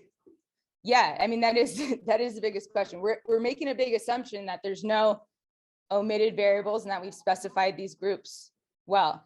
And so the first part with the VPC, that is kind of a cool piece of this null model, because in a sense, it's supposed to be like establishing the validity of these groups, but still, there's still a lot that we aren't sure about, and we're making these big assumptions. Yeah. Anyone else? I'm going. All right. So, all right, real data, dimensions are sex, gender, race, SES that I categorize into low, medium, and high. So this is going to give us 12 intersectional subgroups. So individuals will be nested in one of these 12 intersectional subgroups. Now, here's our detailed mapping of inequalities from the null model. These are baseline memory scores adjusted for age. So 0 represents expected memory performance for the given age. Black women with low SES have the lowest memory scores, followed by Black men with low and medium SES and white men with low SES. And then white women are performing above age expectations regardless of their SES, but white women with high SES do have the highest score reliably here. And then these are our variance estimates for our null model. And again, we want to calculate the VPC for this model to determine whether the group differences that I just showed you are meaningful or if group differences are obscuring individual variability within and between groups. So 18.2 is considered moderate. It is barely there, but it does indicate that there is meaningful variation between intersectional subgroups. So they could be considered a valid social constructs for understanding inequalities in our outcome. Yeah. Can I ask 2 questions? Yeah. What are the rubric for what's the rubric for considering small, medium, large? And you got a confidence interval on the VPC. Yep. Where did that come from? Does it come from the software? Yeah. Oh, sorry. So how do I determine low, medium, and high? This is from I can send the article that I found, but it's not like a golden rule. It's just kind of like what if somebody puts some flags in the sand? Yeah. And then the confidence intervals, yes, that I can calculate that with M+. Cool. This is our interaction model. And then just a reminder, this is the deal. So our model, our variance in this model is 0.021. So there is evidence of multiplicative effects, which means that there is an overall interaction effect. We can also determine how much of the between group variation is due to additive versus multiplicative effects by dividing the variance from this model by the variance in the null model. And so about 89% of between group variation was due to additive effects, but 11% due to multiplicative effects. All right, now these are group level residuals from the interaction model that represent the unique interaction effects for each subgroup. So again, we're making an assumption that there are no omitted variables here. And so basically the residual represents the difference between what is observed for a particular subgroup and what might be expected based on the additive contribution. So an interaction will be present if a subgroup has an outcome that breaks with the overall pattern of the additive main effects. The residual is below 0, the observed, or is above 0, the observed performance was higher than expected, given main effects. If it's below 0, then observed performance is lower than expected, given main effects. So we found 6 specific interactions here. So for Black women with low SES, their memory scores were even lower than expected, suggesting that maybe classism interacts with racism and sexism in a way that the negative effects of having low SES are amplified for Black women. And at the same time, it seems like Black women with high SES have higher scores than expected, suggesting that their memory may disproportionately benefit from having higher SES. It also seems like for Black men, these overlapping oppressions may interact in such a way that they don't benefit as much as would be expected from having higher SES. And then what's going on over here with this interaction may indicate is that having low SES doesn't have as much of a negative impact on white women's memory performance. Now, I think that these specific interaction effects are one of the coolest parts of the model because it's they're so nuanced. They provide a really nuanced understanding of these subgroup inequalities. But there are some caveats that I want to bring up quickly. How am I looking on time, Jen? About 5 more minutes. All right, cool. So basically the interpretation of MIDA interaction effects are going to be different from how we would interpret an interaction effect in a fixed effect model. Basically, the additive contributions and the interaction part for both models are similar, but the biggest difference is that for the fixed effects model, basically the main effects, what they're calculating for the effect of Black, what you're calculating is the average difference between Black men and white men. And then the interaction for this specific setup is really going to be for Black women, it's going to be dependent on expected values for other groups. While for MIDA, the interpretation of the main effect or the effect of being Black on whatever the outcome is different. It's the average difference between Black and white respondents across their gender. So it has Black women and men. So when you're interpreting the interaction, you're explaining how they're deviating from average values that already take into account Black women. So quickly, strengths and weaknesses, and I'm gonna wrap up. This is really slow. All right. So major strength of this model is that it doesn't get more geometrically complicated when you add in more dimensions. And that's because when you add in more dimensions, you're only adding in main effects. And there we go. Yeah, so you only have to add in enough main effect parameters for each dimension that you're adding to the model. So that is, Jesus. Okay, sorry about that. Yeah, so I mean, Maria's going to disagree with me on this one maybe, but I think that I've seen some papers that have like 384 intersectional subgroups. I think that's a bit overboard and sort of gets away from the point of intersectionality. I think that it ends up turning into an everyone is different thing, and then commonalities between people are really just lost. It's just a lot, and I don't understand how you can incorporate meaning or interpret meaning from a lot of these, but I'm open for disagreement. So even though most of this work is cross-sectional, multi-level modeling has a lot of flexibility to do things that we're familiar with. So we could look at longitudinal MIDA. If you're interested in cognitive trajectories, you would just have to estimate a 3-level model. Now you just have, instead of one outcome, you can have 2 or maybe even 3 outcomes.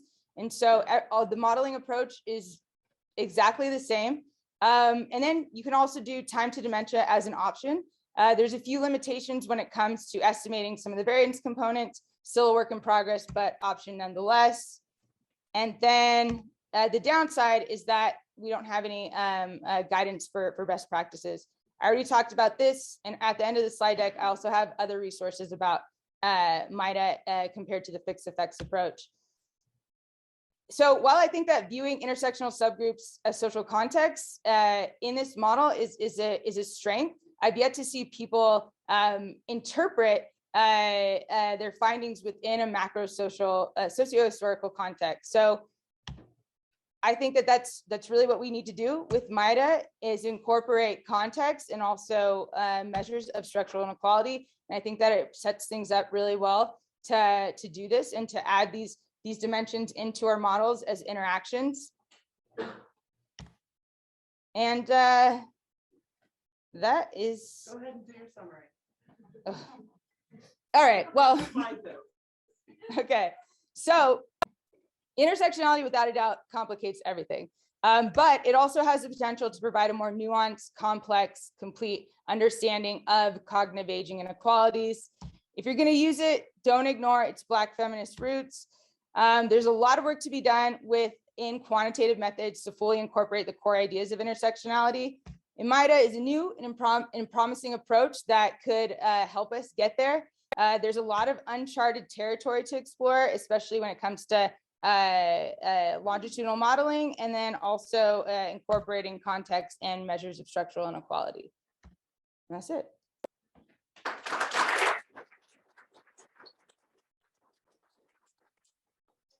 come on up and get in line for questions. I did not see any on the Zoom chat yet. That was wonderful, Justina. You already got a couple questions from the audience. Yeah. Okay, great.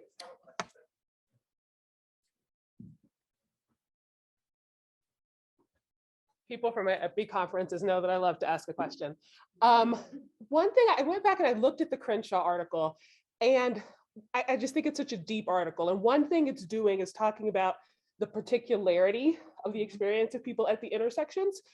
But I think there's another metaphor, and I couldn't find it. You talked about the crossing road metaphor, but I think she has this other metaphor about kind of looking up through a prism, and I need to go back and find it. But she has this idea that there's the particularity, but then in the legal framework she was critiquing, it also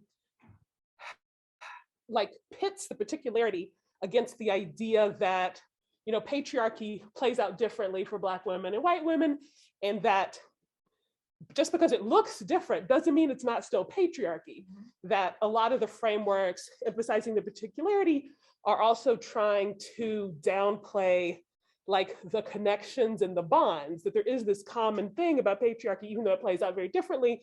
Like she talked about Black women's higher labor force participation, and it can look like, oh, there's no problem there because we're defining patriarchy and employment against white women's exclusion. And I don't know if this gets at that, like getting at the particularity, but also kind of being able to kind of quantify kind of the lens to show that there is this common concept, even though it plays out differently. Yeah, that's, well, I mean, I think you said it all there. I agree. And I think that getting into looking at some of those measures of like structural racism and also structural sexism, that example is about labor force participation is a really good example of that. And I think that what it's going to take kind of creating a new set of ways to look at these in a way that isn't centered in what we know about like white women.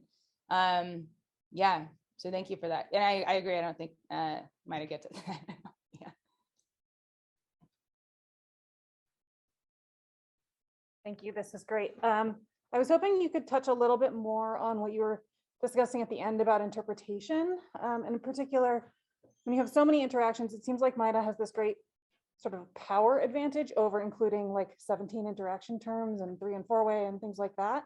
But something I always struggle with when thinking about interactions is I like to have a hypothesis about the expected direction. And I was wondering if you could talk a little bit about how that plays into MIDA, maybe in the context of your example where you showed particular groups were more disadvantaged than maybe you would have expected, sort of how you hypothesize and then interpret when you have, even with 12, it seemed like a bit of a challenge, let alone like 48 or 384 or things like that. Yeah, I think that is the challenge with looking at so many different interactions. I think that and I think that that's how this approach can get away from intersectionality, because really at the core of intersectionality is interpreting these differences within this like this historical social context, and that's hard to do when you have all of those different interactions to interpret. So I don't have an answer right now, but hopefully in this conference we can talk about that and think about how to best approach that. I do think that adding like more context into our models could be helpful.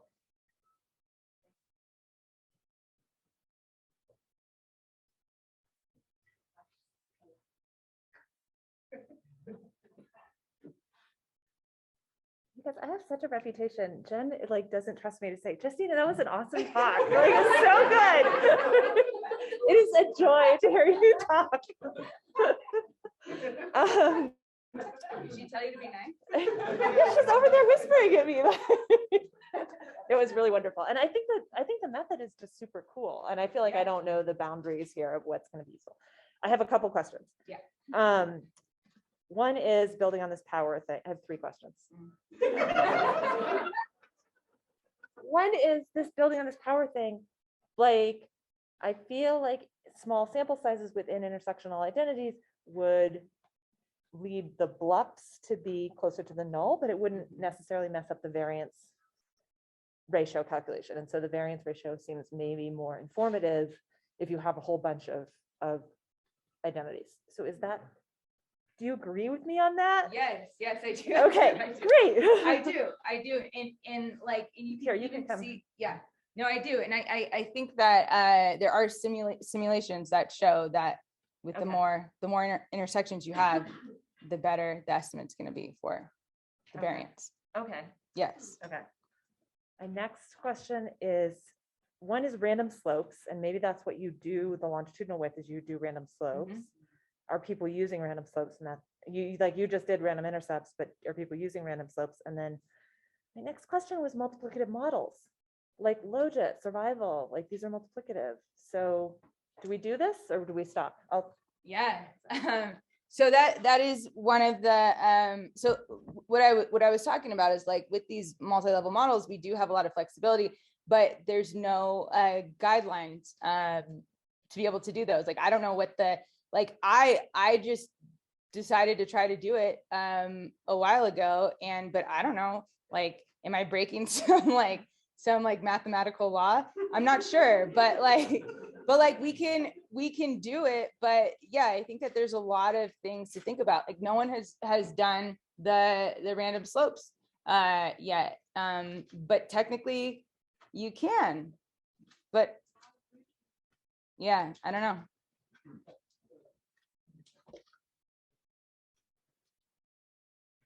Any other questions from the room?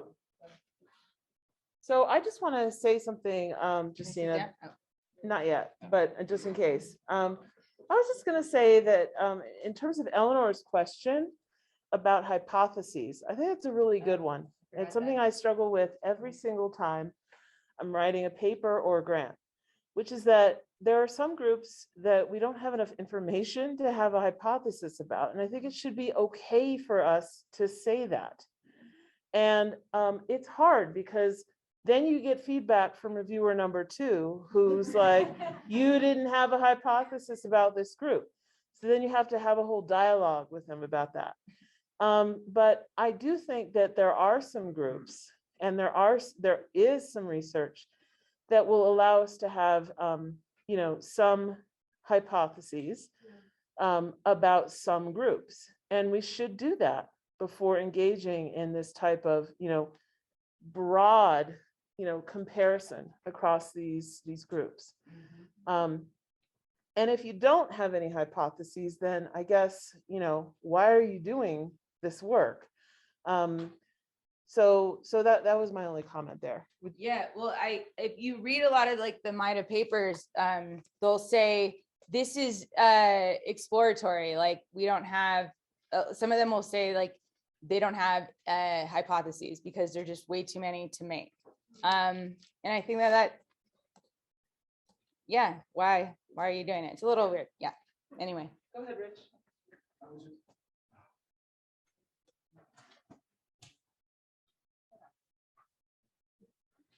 First of all, excellent talk. Thank you for explaining that to me in a way I really understand it. One thing I really like about the approach is focusing on that variance component and getting away from the directionality of the multiplicative interaction terms in the fixed effect model. Because in my experience, what I think you will encounter a lot is when you do the fixed effect multiplicative interaction term, you'll find things that don't make sense or are disappointing. Like people who have 2 of these risk factors, they seem to be, the effects are attenuated. And it's hard to get your head wrapped around, but it's probably only because there's only so many ways people can, get down. And if these disparity factors are working via similar pathways, when you put them together in a model, they'll work counter to each other. But if you just conform your hypotheses in terms of there will be evidence for multiplicative interaction, that's a pretty simple thing to test, and you've already got a confidence interval, so we can start to do our power calculations around that. Anyway, thank you. I didn't know that. All right, Thank you. Christina. Cool. Good job.